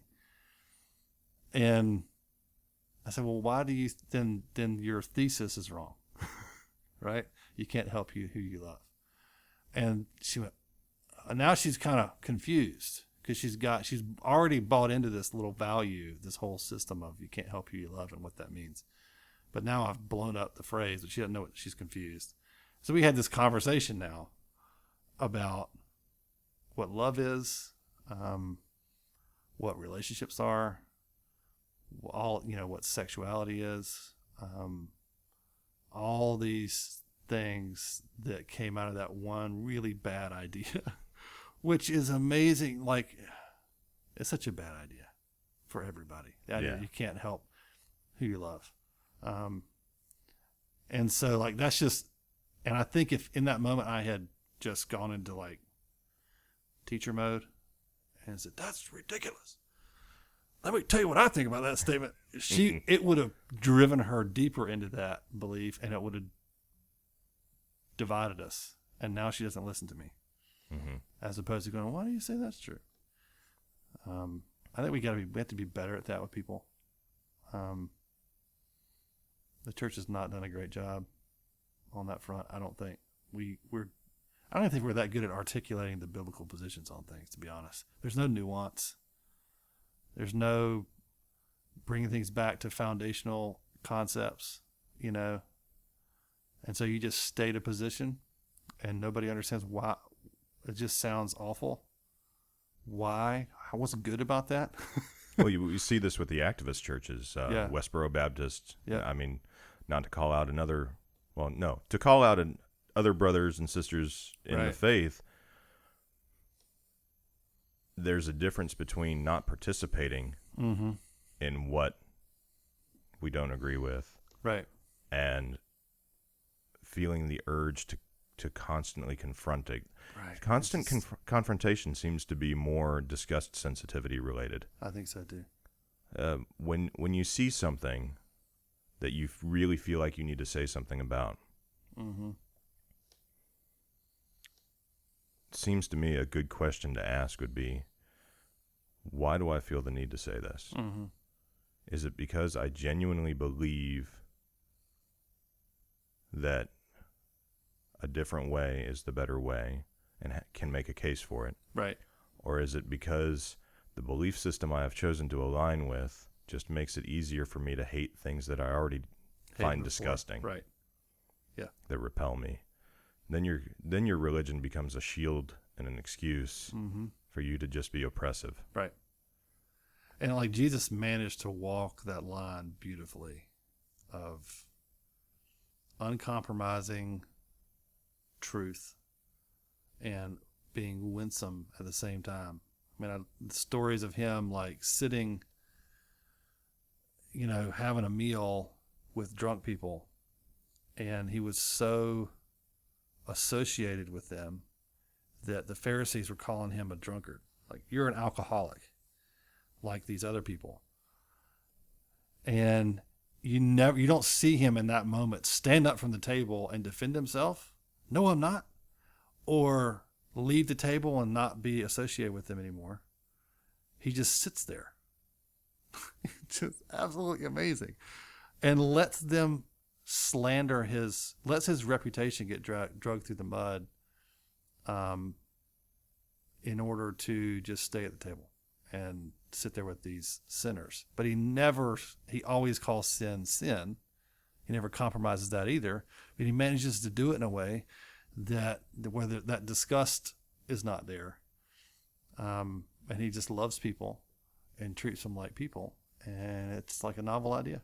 Yeah. I think people hide behind that whole, well, he can't help it, God is love mentality. And I don't think they understand when they say God is love, that's what they're doing. It's like, oh, well, I'm putting him on a pedestal in a way that he didn't struggle at all or anything like that. Let's not forget that this is the same God who was ready to wipe out the entire population of the planet because it repented him for creating humanity. Right. That's not a different guy than who's sitting at the table living amongst all of the creation that he has had real feelings that it's like, yeah, this is just not worth it. I mean, and when they slander him like that, when it's just willful ignorance in that moment, or worse, it's actual just pure malevolence, right, trying to tear down the ideal in front of them. They're dust. Right. It's that easy. Yeah. It's easier than that. They are taunting the one who created them. And it's like, what are you doing? And that's the argument that I think that's a good piece of evidence for the argument that God is a loving God. Because if he wasn't, dust. Yeah. Just anybody that didn't measure up, I don't understand how he gets past the repulsion of sin to be with us. It's amazing. Because we are not without sin. Mm-hmm. And the teeniest bit of sin can't be in the presence of the Lord. Is he just taking a beating every time he's around us? Right. Is it the thorns in the crown digging in every time he's around us? Or is it, I mean, I just have no idea. Mm-hmm. But when you think of it in that context, it's like, why hasn't he wiped us out? Right. And it's like in that, that scenario, those Pharisees calling him a drunkard. What they don't see is that they're actually the more egregious sinner in that scenario. Because he won't sit with them. Right. Those are the only guys. Well, but he did with Nicodemus. Right. That's right. That's right. He did. So it wasn't the position, but it was, he was seeing the heart of the people. But yeah, it was like those hearts, nah. Right. Yeah, it's I think those attitudes are what gets us into trouble. And what makes it hard now is we have the activism out there. I just saw a video popped up on some ad about a bunch of activists mad because churches won't do weddings for them, like gay weddings for them in their churches. They can go anywhere and get married, but now they're like, that's not enough. We want to, and I don't know this represents everybody, but there's at least this group of people who are now protesting and taking these churches to court because the church won't let them get married in their church and perform the wedding for them. You can usually tell because they usually seek out a church that is least likely to agree to that. Exactly, and so that's the sort of thing that puts us in a bad spot because. I can't agree to that, but I'm trying to be generous and kind to you. But if it's just a building, why can't you agree to that? Well, it's not about the building. It's about it's like saying it's one thing to disagree, it's another thing to participate in something. Mm-hmm. So you're actually hosting is the idea, right? Hosting and me performing the wedding. Mm-hmm. I'm saying, at least in my understanding of how a wedding is supposed to work. Is you're blessing it, saying this is from God. Mm-hmm. You were standing there sort of representing the church, saying yes, amen to this. And so if I can't do that in good conscience, I shouldn't have to do it. And it doesn't mean that I'm going after you or trying to hurt your feelings. Just not, you can't come in my house and tell me what I have to do in my house. And that's a, that to me, that's harder to navigate. It's in a way, it's easier to navigate because the answer would be no. But it's no different than if you stated you can't be gay. Right. It's the same. You have to act as if you're not gay. Right. It's like I can't do that because it's not what I am. Right. And you're killing me. You're killing my soul to do it. Whether it's right or wrong, whatever you're doing, you wouldn't do that to somebody. You don't go up to a smoker and say, or burn their cigarettes. You don't just steal their cigarettes because how is that helpful? Right. So that to me is like that's sort of Book of Acts type of persecution where people aren't dying. So I don't like using that word, but it fits that definition of putting people in a position where they're being forced to do things against their conscience. That I won't do. But we still have to be gracious. Mm-hmm. Even if you're knocking on my door saying, I want you to, it's not enough for you to, I don't think the state should be involved in marriage anyway, for that matter. I completely agree with that. Why did we do that? That was a bad idea. Yeah. Why does it make it an official marriage when the government says you are married versus it just being a social? Yeah. I just did a wedding for the Blacks, Michaela and Daniel Black. And It's their last name. You're not being racist. Right, exactly. I'm not being racist. That is their last name. That's just It's just unfortunate. I did a wedding for the gays the other day. Doing a wedding for the blacks now. Next, it's that's their name. I swear. Next, it's gonna be the Japs. It's gonna be like right. No. Oh, but like she lost her marriage certificate that you have to fill out after with the witnesses on it for the state, and the wedding planner was freaking out, like as wedding planners do. Right. Well, you're going to have another wedding. You're going to have another wedding. Those things have a time on them, like if they expire. Yeah. And she's freaking out, like you're not really married. And I was like, simmer down. You were married. You are as married as you ever will be. All that piece of paper is a tax document for you to get tax benefits from the state. The state does not make you married. Your vows made you married. And she's like, oh, okay. And of course, they found out later, but that's what it's. Yeah, it's just why did we give that power away to the government? I mean, I know why we did, but it was such a mistake, in my opinion. But I don't know. I mean, when you want to, I don't know. I have, as mentioned before, tax dollars are just enforced coercion dollars to make you feel virtuous. So, right. And it just robs the virtue. Like when you say you want more tax dollars for the poor, it's like. So you want to rob from people that don't agree with your approach. Right. With the threat of imprisonment if they don't give you the money because you think it's a good idea and the ends justifies the means. I just have trouble with that idea. Right. I'm open to being corrected on this. What I do like is that it does provide a stable society. We couldn't have retirements if we didn't have a stable society. Right. So there's a lot of it's a tangled web. But so do you incentivize the institution of marriage? It's been called enforced monogamy, but really what it is it's encouraged monogamy, I think. It might be a better phrase for it. It's, look, pick one person. Not one dude needs to have all the chicks and the other way around. Because then you're going to have a lot of people feeling disenfranchised, and they're going to get violent and try to rob you of those things. So to provide stable society, how about we just stick with one mate? Should that here and to add to that idea, we'll even give you a tax break. Right.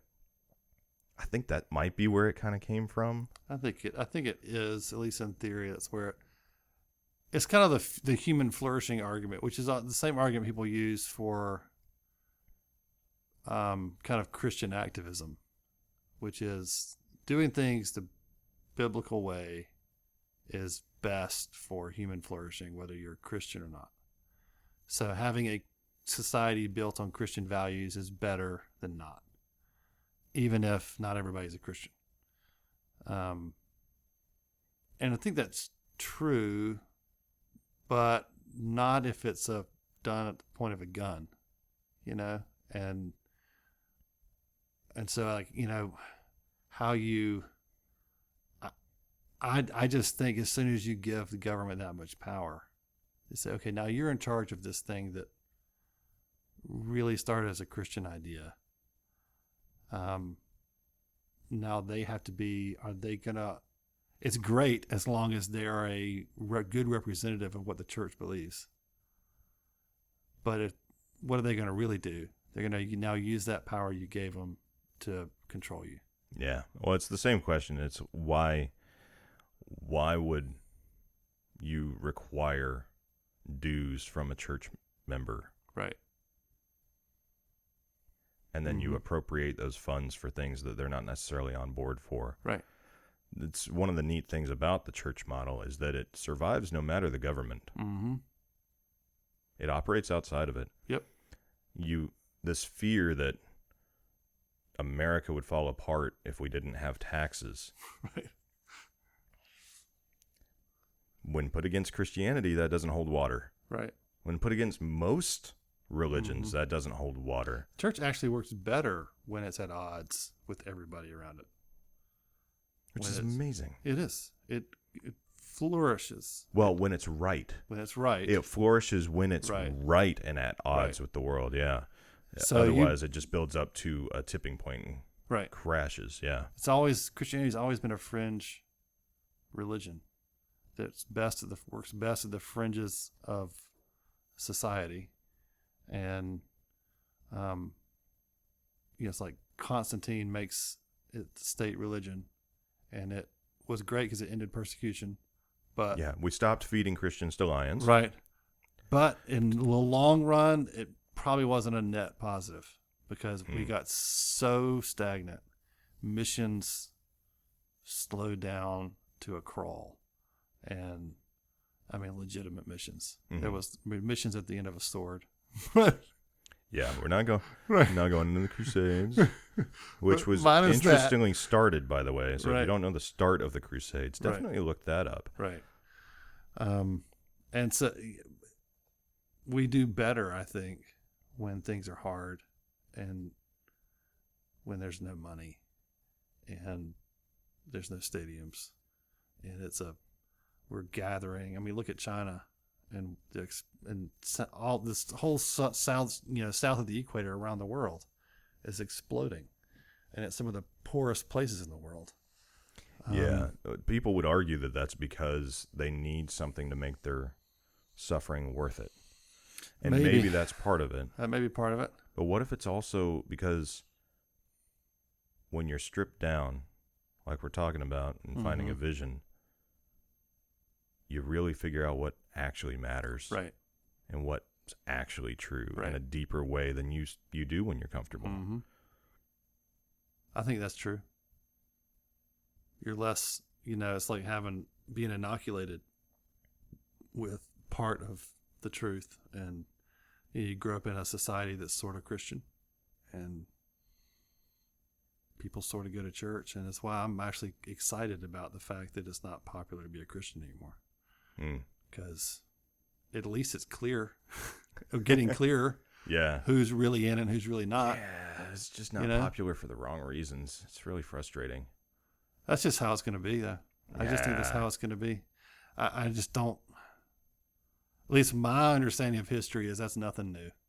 Yeah, and we got to own it. I'm not saying we shouldn't own our mistakes. Just that at the end of the day, we're going to be misunderstood, and that part of it's just going to get worse. But the people God really is calling, it won't matter. So politics has replaced religion. Oh, culturally. Totally. It's a huge problem.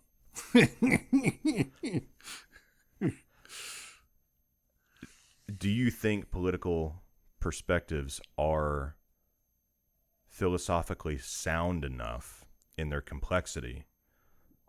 Or, are they sound enough in their complexity to one day be their own religions? Because right now they seem more like ideologies. They've got some bones. They're talking about things that aren't wrong. They're just not showing the other half of it so much.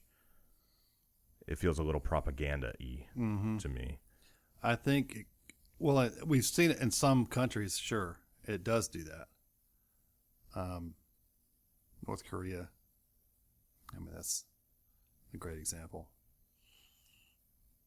I don't know that I think it would have to be a pretty radical change in our country. I think it serves the place of religion. It fills the same void for an awful lot of people. And an awful lot of those people are Christians. Because they've equated the kingdom of God, the church, God's purposes in the world and the universe with their political party and with the United States. They can't see the difference. So make America great again also means in their mind, make the church great again. And they don't see functionally, they don't see the difference. If they were to hear me say that, they would go, no, I don't believe that. Yeah, but then tell them to not vote for Trump. Right. And ask them the question like, what would he have to do for you to not vote for him? How far is too far? What moral or ethical line would he have to cross? Is there one? Like, really? Has he already crossed it? Has he crossed it? And That's not something people want to face, is that they voted for a guy that they actually didn't. Because that's an ideology test, and that's and I'm not saying everybody who voted for him wouldn't pass that test. I think a lot of people would. I think there's people voted for him for a reason. I mean, I didn't vote for him, but there's reasons to vote for him that I can respect. It's the kind of religious fervency, and you see the same thing on the left. They're not immune either. We're all doing it. Both sides are doing it. This one will save us, Yeah. Well, in Europe, you've got like the Green Party, and you've got the Conservative Party, and you've got these. They're more varied in their parties, and each one of those parties is just as passionate. It's like the denominations. Yeah, it is. It fills the same need, the same void in people's lives for a cause and to believe in, and a hope in a savior, all that stuff. To restore the kingdom or the nation to its rightful place. You see it with the Israelites when Jesus came, and they didn't think he was a Messiah because he didn't fit the mold that they thought he would fit. He did not look like they were presidential saying type. The Messiah's going to come and make Israel great again, and he was like, "No, it's much bigger than that. It's far bigger than that." And we're still getting that wrong. I mean, it's just whether America is great again or not. Of course, I don't even know what that means really. But whether it is or isn't, the kingdom of God is going to keep doing what it's doing, and God's going to keep doing what He's doing. And there's way more hope in that than in whether or not my candidate gets elected or not. And it's like, I think too, like if you're depressed or despondent, if your candidate doesn't get elected, it's another sign that you've got your heart in the wrong place. If you're giving up all hope and angry at everybody, because that's the other thing I saw when Trump got elected was a lot of, especially the children of evangelicals. Deep despair. Despair, weeping, like all is lost. And I'm going, wait a minute, like what? What are you doing? Like, what? Why were you? Did you really think politics was going to fix anything? And you're that disappointed that? And I don't want to belittle people's pain, but to me, that's a clear evidence that your heart was in the wrong place to begin with. And now I think their parents that generation needs to own this idea that we sold them the idea of the religious right, that America and the kingdom of God are the same thing. Where America goes, the kingdom of God goes. Where the church goes, the America goes, that whole thing. And we've got to get Christians in the White House. We got to get Christians in government. We got to keep those 10 commandments on the wall of the courthouse, prayer in schools, all that stuff. And we sold our kids that lie. And then when that doesn't happen, what are they supposed to do?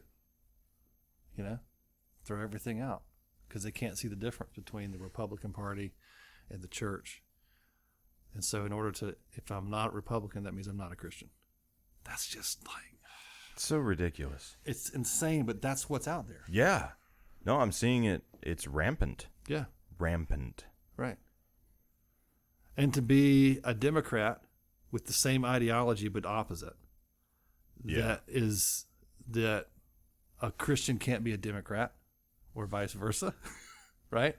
And if for me to darken the doors of a church means to betray my leftist ideology, puts up a barrier to just the real thing, the real gospel, which is also ridiculous. It's really neat to see. I've got a lot of friends,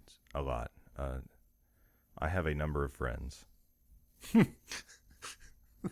identify as gay, and they're politically conservative. Interesting. Because at the end of the day, they just want to be left alone to believe whatever it is they want to believe. Right. They don't want something that's imposing. Right.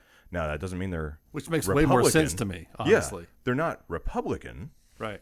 They're conservative. Right. And that's another distinguishing marker that needs to be out there is like conservative does not equal Republican. Republicans look more socialist than they have ever looked. Ever. Yeah, it's imperial socialism, some weird mix, and it's like, no, Exactly. because proper conservatism is as little government as possible, Right. to where we still have some organization.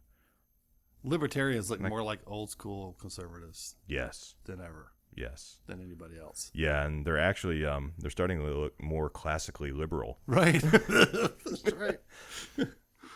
Yeah, it's crazy to Which see shows that you shift. how the labels really don't mean much No. or shouldn't, and how silly it is to attach yourself ideologically to any of those labels so completely that your world is shattered if the Democrats are betrayed or the Republicans are betrayed. If the wrong guy gets the ring of power. Right. 'Cause that's really, to Right. me, you can't use it to do anything but destroy and constrain. Right.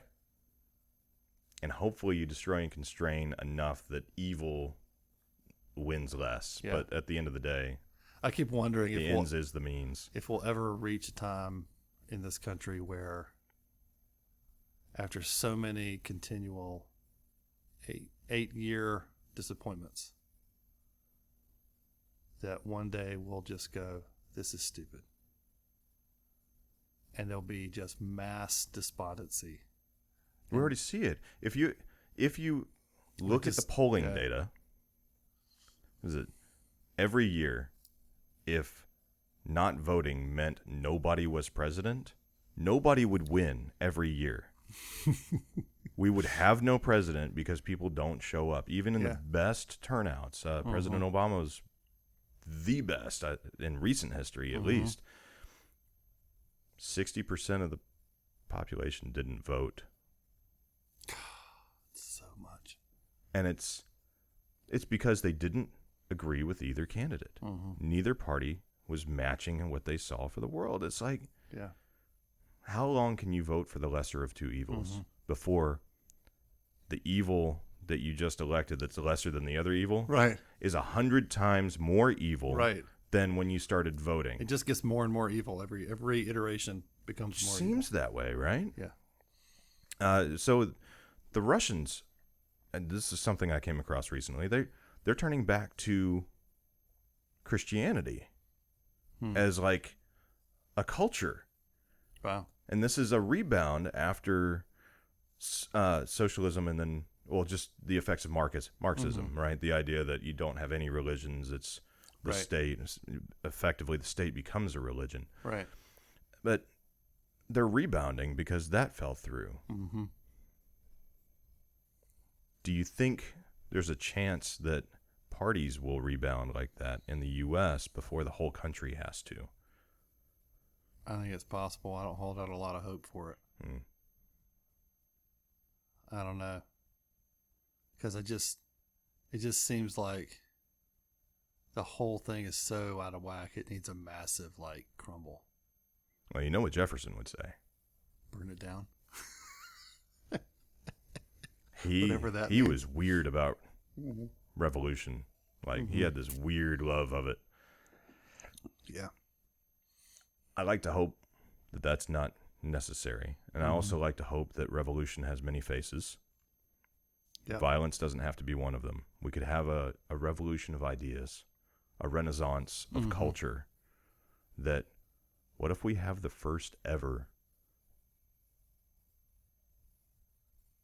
verbal civil war that ends without a single drop of blood being shed?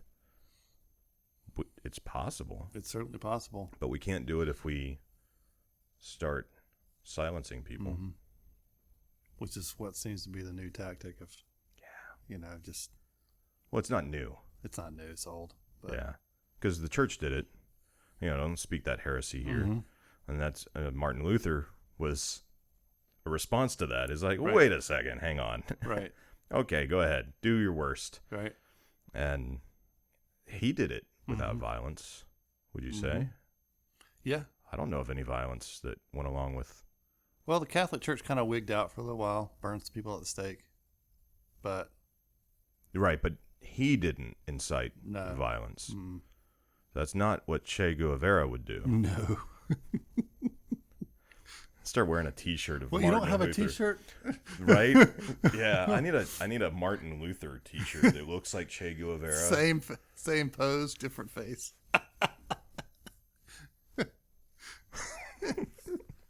Yeah, I'm really curious about what's going to happen with this Trump impeachment thing, because it seems like no matter how it goes, I don't think he'll be removed from office. But it would be the first time. We've had 3 impeachments now, and I don't 2 out of 3 have ended in exoneration. But it seems to me like either way, the other side might be so upset that they get a little crazy.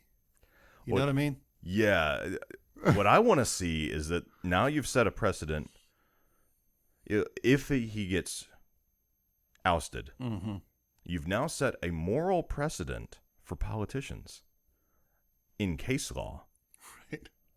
So anytime you don't meet the moral marker, whether or not you did anything illegal, right, you don't deserve to be here. Right. I would love to see them set their own trap. See, that's the thing, man. You start having the government do that. Give them like with marriage, you give them that control. It's great until they use it against you, and then everybody's freaking out. Yeah, it's like if government being involved in so many things was so good, why are you screaming at the sky when somebody you don't like gets elected by the governmental system that you are saying should become more powerful? Right. You say you believe one thing. Right. You're kind of acting like you believe something else. And that's how tyrants are born. They think, if I get in there, I'll control it. Yeah, I'll do it for the good of everyone. The imperial approach. Yeah.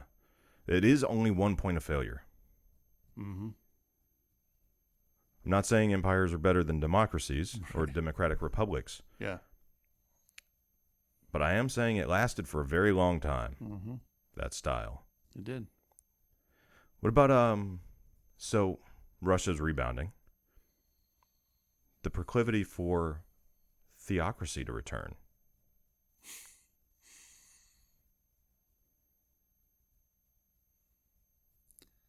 I think it's a bad idea. I think you say that, and I instantly thought of times when ceremonial law has been confused with criminal law and civil law, and how that has been many people's reason for never getting on board with the Christian idea, the Christian philosophy.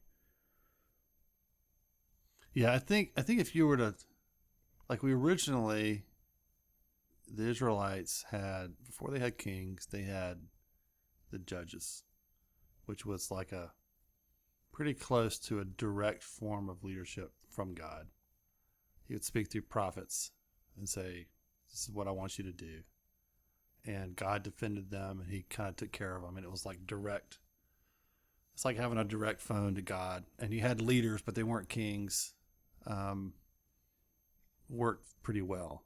And, yeah, it seemed to work for that society when they listened to that guy. And then Samuel comes along. They say, we want a king. He says, bad idea. They say, ask God. He asks God. God says, bad idea. They say, we want it anyway. It seems to work great. And he gives it to him, and it goes bad. Rereading that, too, the reason they were begging for a king was because Samuel's kids were so bad. Terrible. They were pushed so hard. And God was saying, no, it's still better than what you're asking for. Because we don't want these losers. We don't like these losers. Give us a king. Yeah, and he's like, I'm telling you, it'll still be better this way. 1 Samuel 8 just lays it out. It does. Beat for beat. And he doesn't say, well, if you get a king, I'm going to make you deal with this. Right. It's like the curse in the Garden of Eden. It's not a curse so much as it is a description of what you have imposed upon yourself. And he says at the end, you will cry out for me to relieve you, and the Lord will not listen. Right.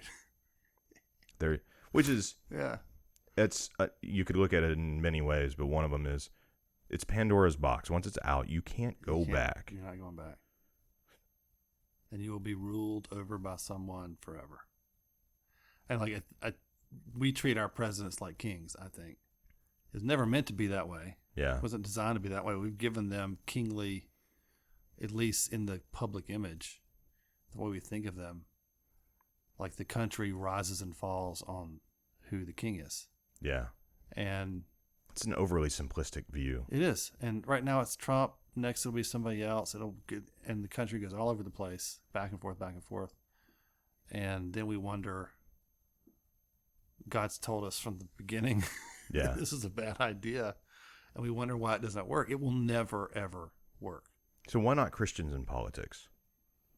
I think they should be in politics. Yeah?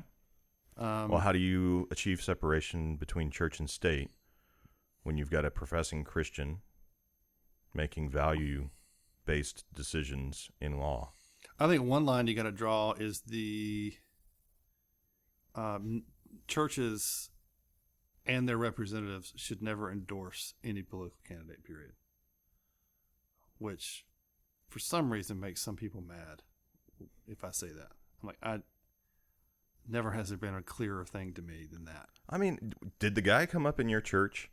Do you know the guy personally that you're endorsing?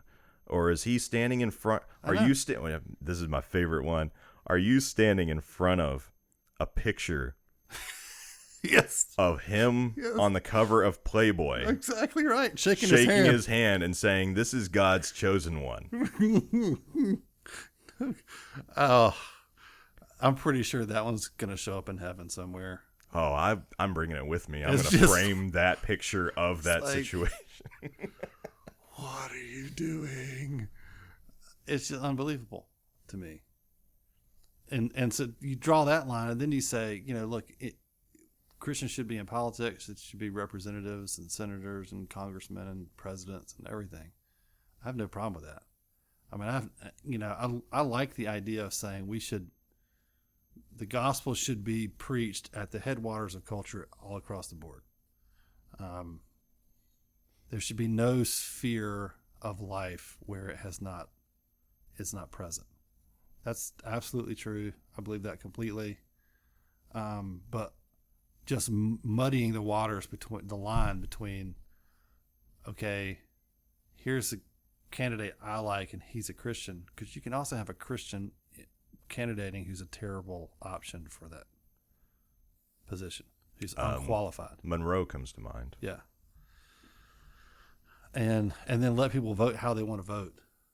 I mean, it's tricky for me because, what's hard is there's moral issues that I think the church should have a voice in. So you get issues like abortion, where it's a politicized issue, highly politicized issue.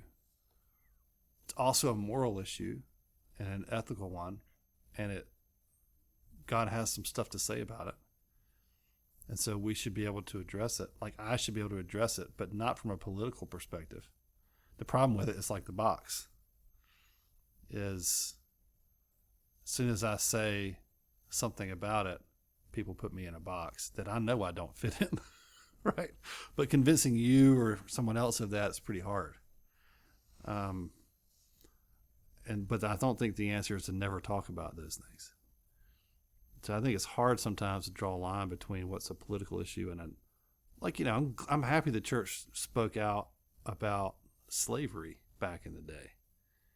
And there were a lot of churches that didn't, and a lot of churches that did on the wrong side. And so I'm grateful for that. And so there's issues like that. I'm like, well, we should, and I'm sure they got accused, you're being political. Why do you, what are you being so political for? But what I'm not ever going to do is say, this church votes this way, or this is our candidate. Yeah.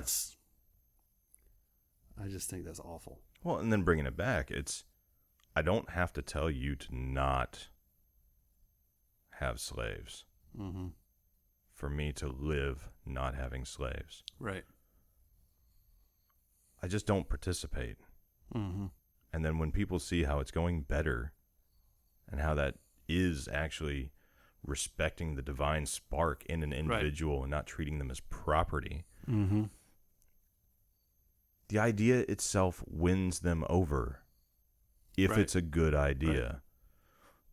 Okay, so there are bad ideas too, though, that are intoxicating. But there's a part of you usually that goes, mm-hmm, this doesn't feel right. Right. When you say, I don't think owning a person is right, there are no alarm bells that go off for me. Right. There's nothing that goes, oh, well, that's not quite fully right. Right. But with this, with like these politicians, it's like, this is our guy. Is it? Really? I mean, he's a pretty assertive negotiator. He rubs people wrong all the time. Diplomacy in public, mm-hmm. not something that I think I should aspire to. Right. On the other side, this is our guy. He's diplomatic. He's got this great image. To your face. Right. I don't think I should be aspiring to be the man behind the curtain either. Mm-hmm. What if we just started talking about the values? Right. What do you think of Trump? Don't know the man. Mm-hmm. I genuinely don't know the guy. I have impressions that are not even second, third, fourth, or fifth hand of the guy. Right. I'd love to meet him. Mm-hmm. I'd love to find out who he is as a person. Will I endorse him based on meeting him? No. I don't know. Maybe I would. Yeah, who knows? My thing now is, if you feel like you're voting between the lesser of two evils, and you think it's the wrong direction, and you think all politicians are corrupt, politicians aren't a separate entity. No. They're humans. Right. If everything's corrupt, go join in and don't be corrupt. Mm-hmm. Be what you're asking for. Right. That seems to... Isn't that kind of what you do as a pastor? Is that there are all these people here. Nobody's stepping up to try to bring some kind of organization. Anybody that does is kind of fumbling it because it's not really their calling. Maybe I should do something. Mm-hmm. Do what I can.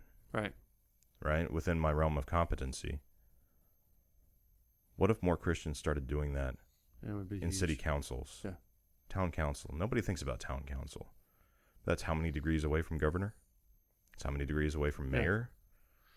Well, it seems to be, to me, the only real, I think, example we have of Jesus talking about any of this stuff is where he just says, render to Caesar what belongs to Caesar, rest give to God.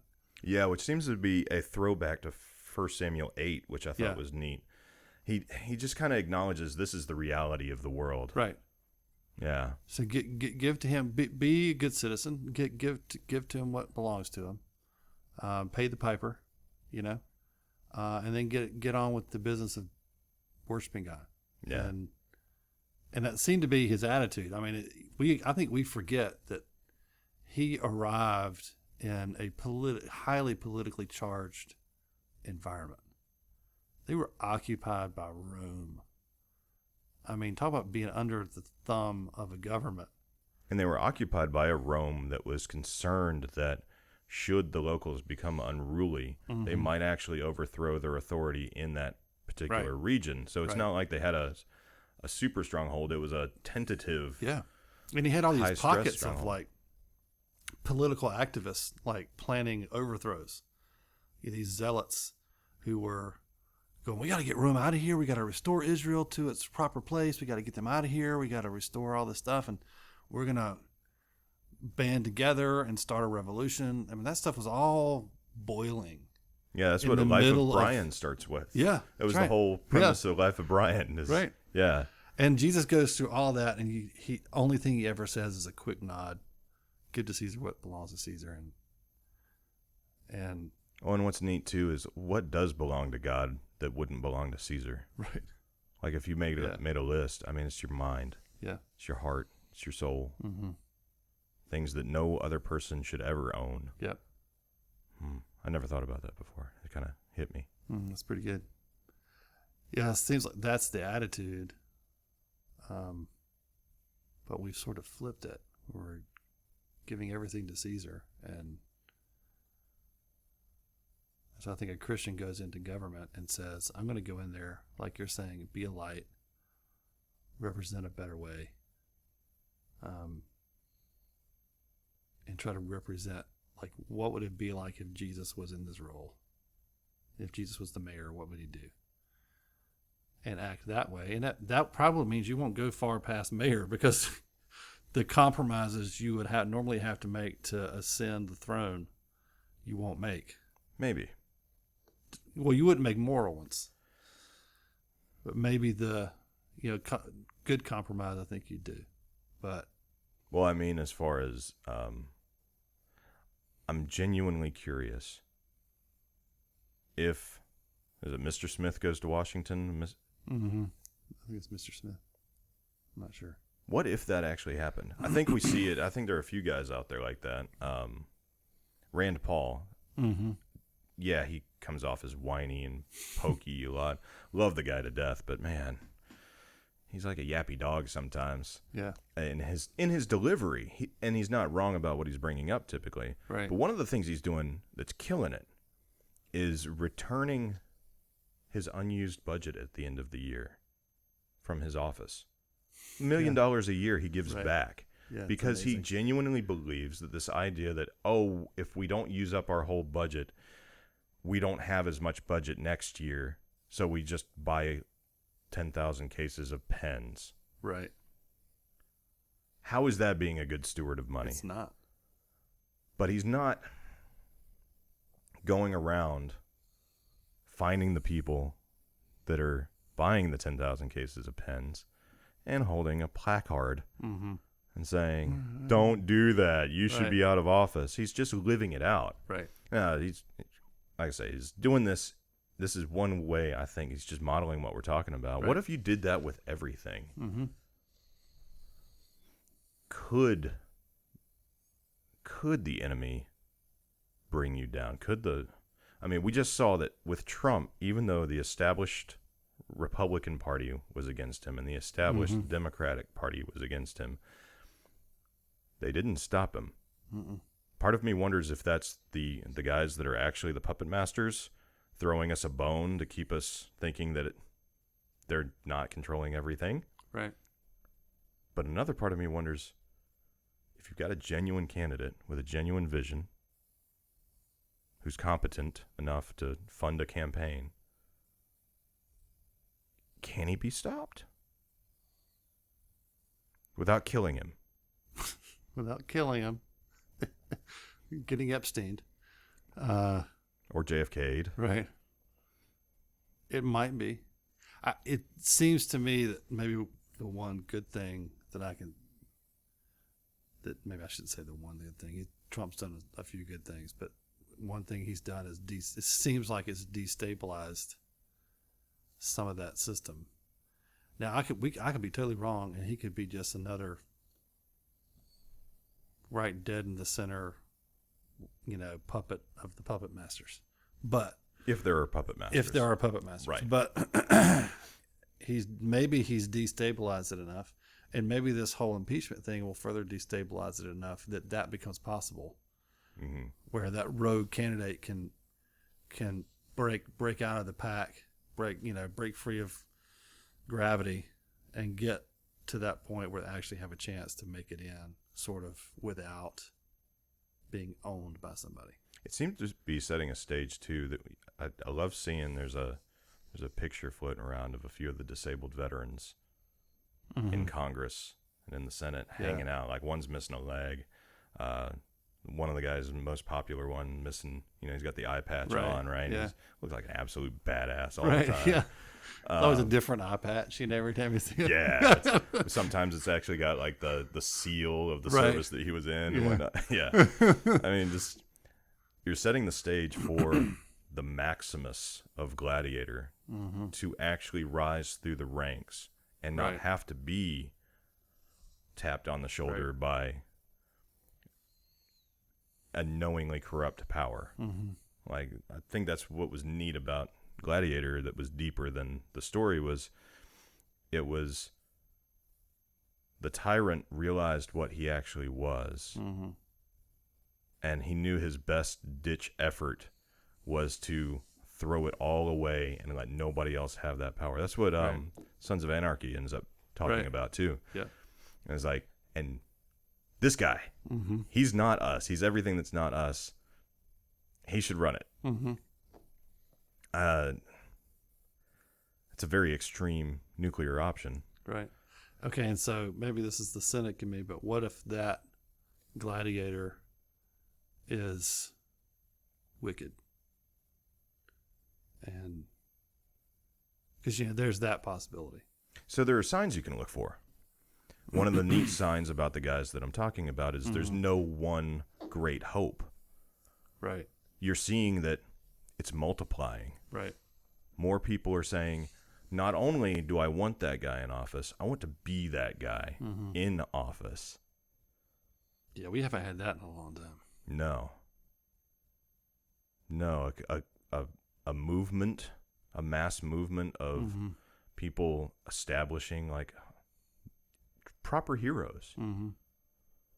I would say the last hero, maybe I'm overreaching my historical knowledge, but Ike.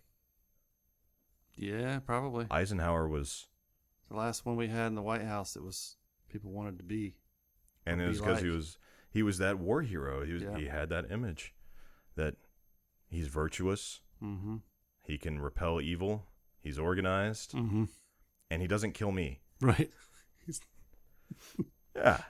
I'll take that. But I think it's partly too because we've torn down our systems of establishing heroes. I mean, how do we know what to model ourselves after if none of it matters? Right.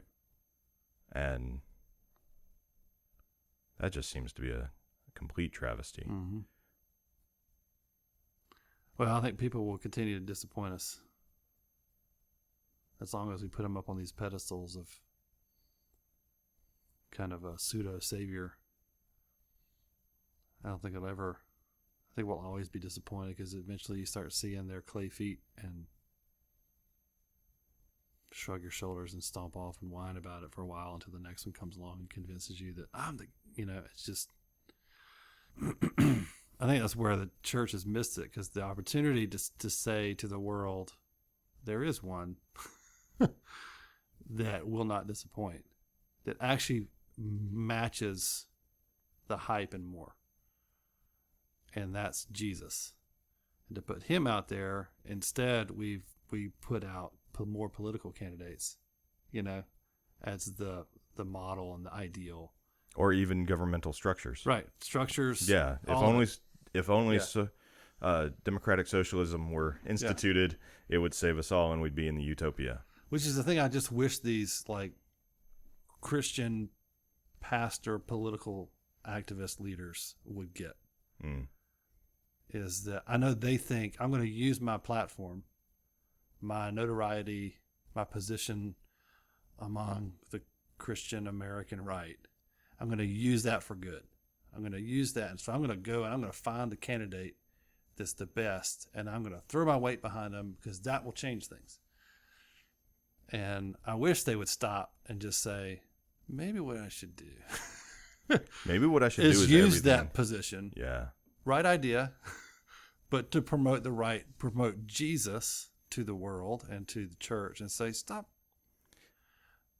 putting your hope in this stuff. Yeah, why are we engaging in putting the hero up on the pedestal when the role of the church is to articulate and embody the ideals that the person on the pedestal is supposed to be aiming at? Right.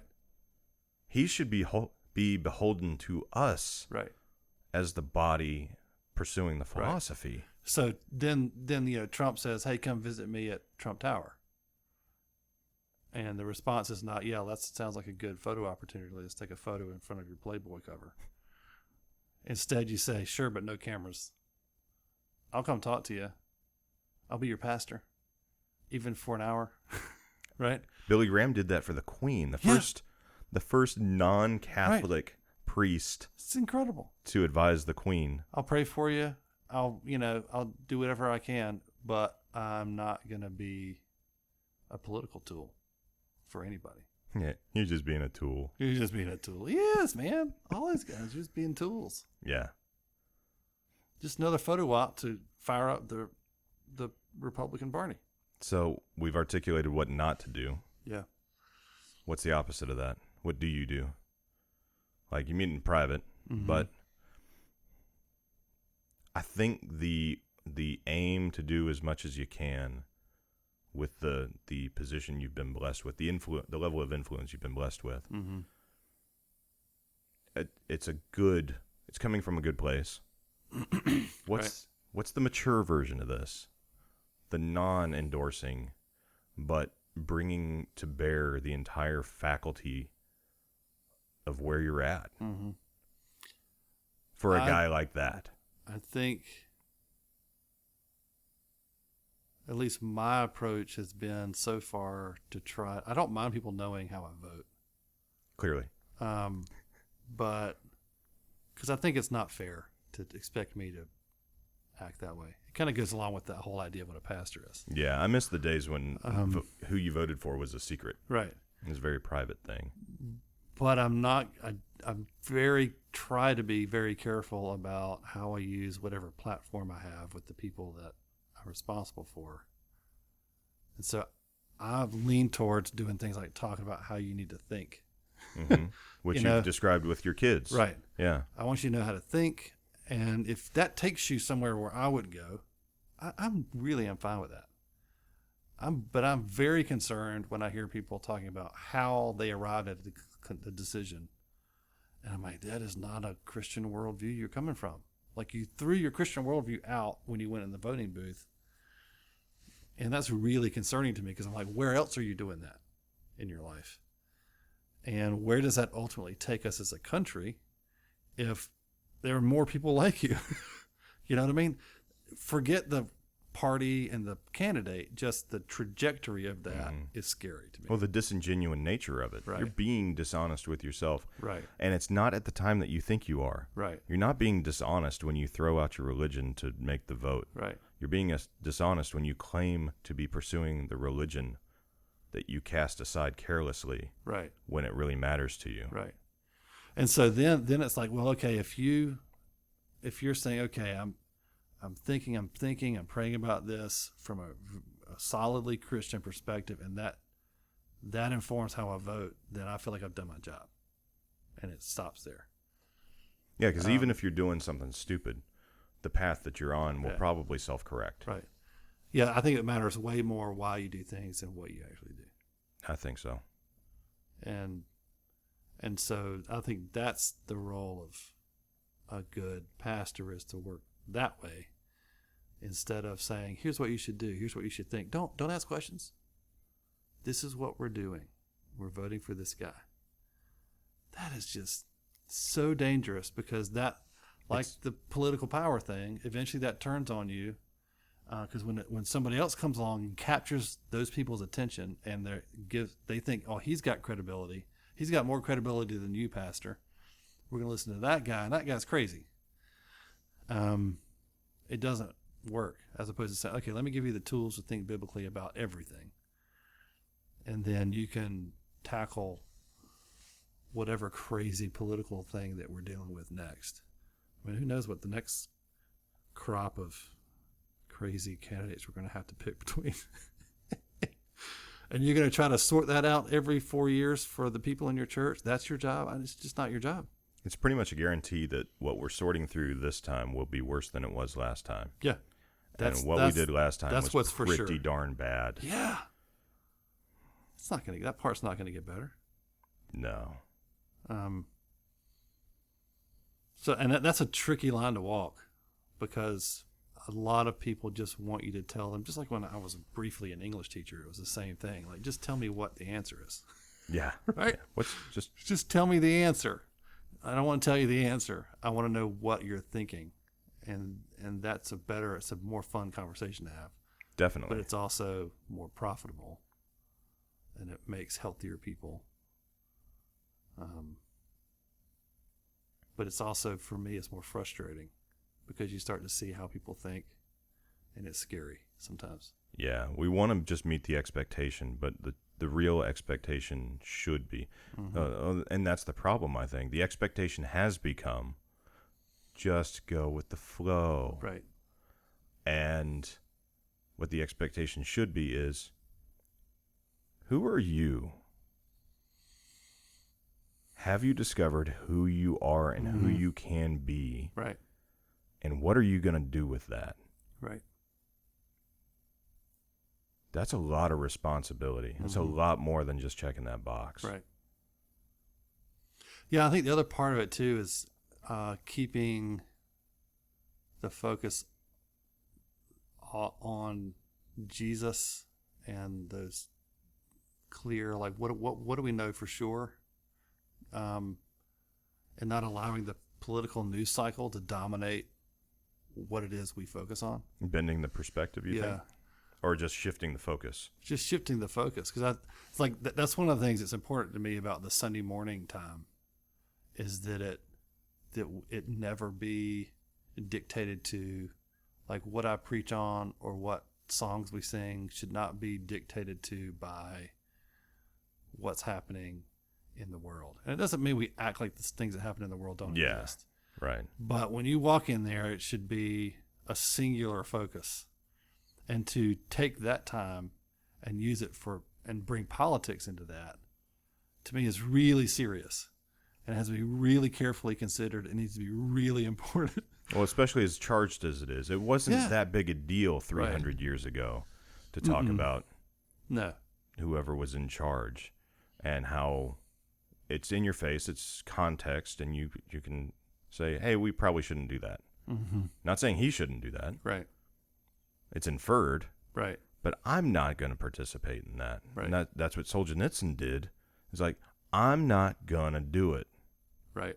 I don't have to be trying to raise up arms against you the whole time. I'm just not going to participate. Knowing who you are and being able to dig into that, I think is key. Yep. It's a key. Yep. And if you really want to know who you are, ask, hey, God, what did you put in me?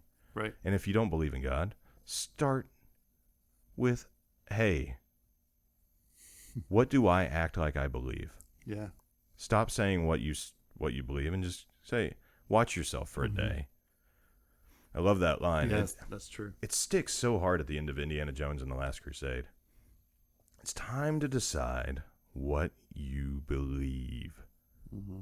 It's like, Indy's been this guy. He's like, I don't know. I'm just digging in the dirt, man. But now it matters. Right. You're not going to be able to do what you have to do to make the world better and save your dad if you don't know who you are and what you believe. And this idea that who you are and what you believe is an objective decision that you can make based on your observations of the world is just rubbish. And now we've got scientific backing to establish that. So this idea, coming back to the kids and having all these gender identities or any identities. I'm a Democrat. I'm a Republican. Right. There's just as many political identities to have as there are gender identities or religious or, gosh, I'm a D&D guy. I don't play around with those magic guys. It's like, really? Really? We're subdividing that now? That's right. Yeah, and to conflate that with what we're describing when you properly mine and find out who you are is speeding up this problem. The idea that I can't be a feminine man, a feminine straight man. If I show feminine traits, I must be gay or closet gay. Right. It's an overly simplistic view really is. Of the nuances of personality. Why can't I just be a guy that's really good at sewing or dance or all of these things? Back in the day, warriors were encouraged to move in the areas of grace to counteract their force. Right. And then when they were strong in those areas, they were encouraged to do the warrior things to become a complete, or not complete, but to wake up as much of them as they could. Right. What are we if we aren't waking up who we could be in that complete fashion? And what is the world we're shaping? So we seem to have a lot of power even if we don't know who we are. Yeah. Yeah, I think most people, I mean, that could be an exaggeration, but it seems to me like most people never get around to asking those questions. And they live their whole life kind of floating from one obligation to another like a leaf in the wind, and just adopting whatever ideology most people seem to have around them that makes them feel the most belonging, whatever the word is, but the most apart. And then and then if that doesn't fit anymore, they switch. They float in and out of relationships. It's because there's not a sense of like centeredness. I know who I am. I know what I'm about. I know what I believe. And then they wonder why they're so all over the place and unhappy, as they haven't. It's really, I think, part of what fathers should be doing for their kids. Yeah, I think helping them answer those questions. I think it might still be fallout from that greatest generation. Yeah. I don't connect. I just beat you into something amazing.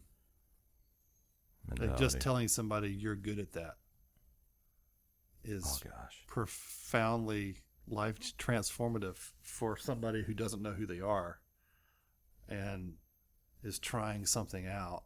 Yeah. Is this me? Or is this at least part of me, who I am? To say that looked good on you. Yeah. It's like, what? And then, so we did it the wrong way for a while. We started encouraging everything. Right. Which is like the same as encouraging nothing. It is exactly the same. Right. Yeah. Empathy. Mm-hmm. Seeing what the person's seeing and coming alongside and properly encouraging honestly. Right. Hey, you really mucked that up, but it was better than last time. Right. I think you're actually getting better at this. You could be really great at this. Right. It's very different than, oh, you're just great the way you are. Yeah. It's like, that's just nothing. That's just emptiness. Yeah. But so is, you suck at everything. Yep. You can't do anything right. Yep. I think the 90s were very much a rebound from that. Mm-hmm. It was disgusting. Yeah. As a kid growing up in the 90s, it was disgusting. Mm-hmm. It was like, it's a bummer. The 90s. You guys don't get Fs on your grades? Yeah. You don't get Fs. How do you fail?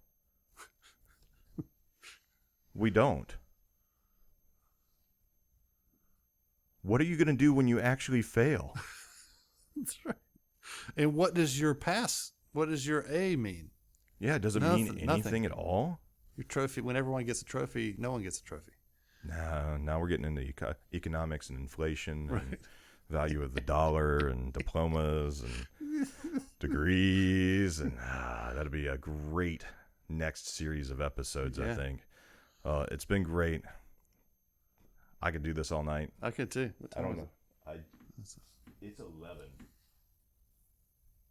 I can't tell. Are we coming up on 4 hours? We just did 4 hours. It's right at 11 o'clock. We did 4 hours.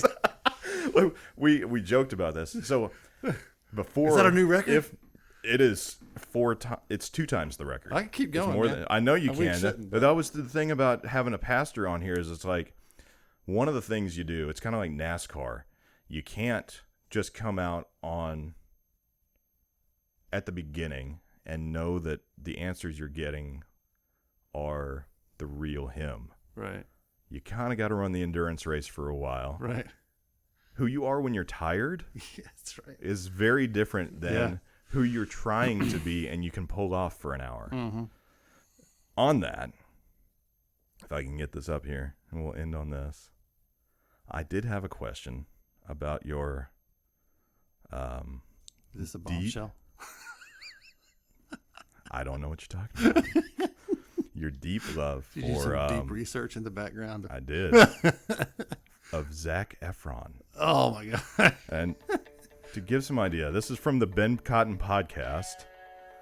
Let me skip here. Yeah. This is from, I'm going to do your intro. Oh, great. This is the Ben Cotten. We have been going for 4 hours. This is on the web. You can find this. Podcast, and I've got a bone to pick with Zac Efron. Went and saw Greatest Showman with some friends of mine, musical with Wolverine in it, and Mr. High School Musical, Zac Efron. And I got to tell you, Zach, man, you are entirely too hot. Man, I don't know what happened since High School Musical, but there's entirely too much hotness going on with one dude. You got to spread this around. It's just not fair. It's not right. I don't know. I just think I have some anger in my heart or something, but you're making the rest of us look bad, dude. Look, just if you would just give away like 10% of your hotness to me, that would be great. You're not going to miss it. You know, if you're 10% less hot, no one's going to even notice. But me, if I just had 10% of your hotness, my whole world would change. Anyway, this is episode 5. We're going to talk about The Greatest Showman, the movie. All right, so that's, that wasn't so bad. But if you go to the Ben Cotten Podcast, episode 5, weekly edition, Zac Efron, Wolverine, and the worldview of The Greatest Showman. It's on YouTube. Click subscribe. Listen to the whole thing. It's only 20 minutes long. He goes further to the point where I was starting to really wonder if there was some latent homosexuality hiding out in here. And so if you get the time, please check it out, listen to it, and put in my comments or his comments. I don't care. Is Ben actually secretly gay? If anybody would bring it out, it would be Zac Efron. You're not helping your case. Now, you are married. You do have 3 kids, which is a great cover. Right. It's a great cover. Many people don't know there is a signed picture of Zac Efron on my fridge. Is that from... Now, you got 2 daughters, so did they get it, or did you... No, I got it. Someone heard that and did a fake signature for Zac Efron. Yeah, sure it's fake. And gave it to me Okay, for my birthday. well, now I'm going to go get a picture of that. That's going on the podcast. Yeah, it's on my fridge. It's been there for a while. Anyway, thanks for watching. Thanks for listening. This has been the Chase Ellis Podcast with Ben Cotten of the Ben Cotten Podcast and Living Hope Church in Kernersville, North Carolina. Ben, always a pleasure, sir. Yeah, man, it's fun. Really was. We'll do it again sometime. Yeah, sounds good. All right. Scene.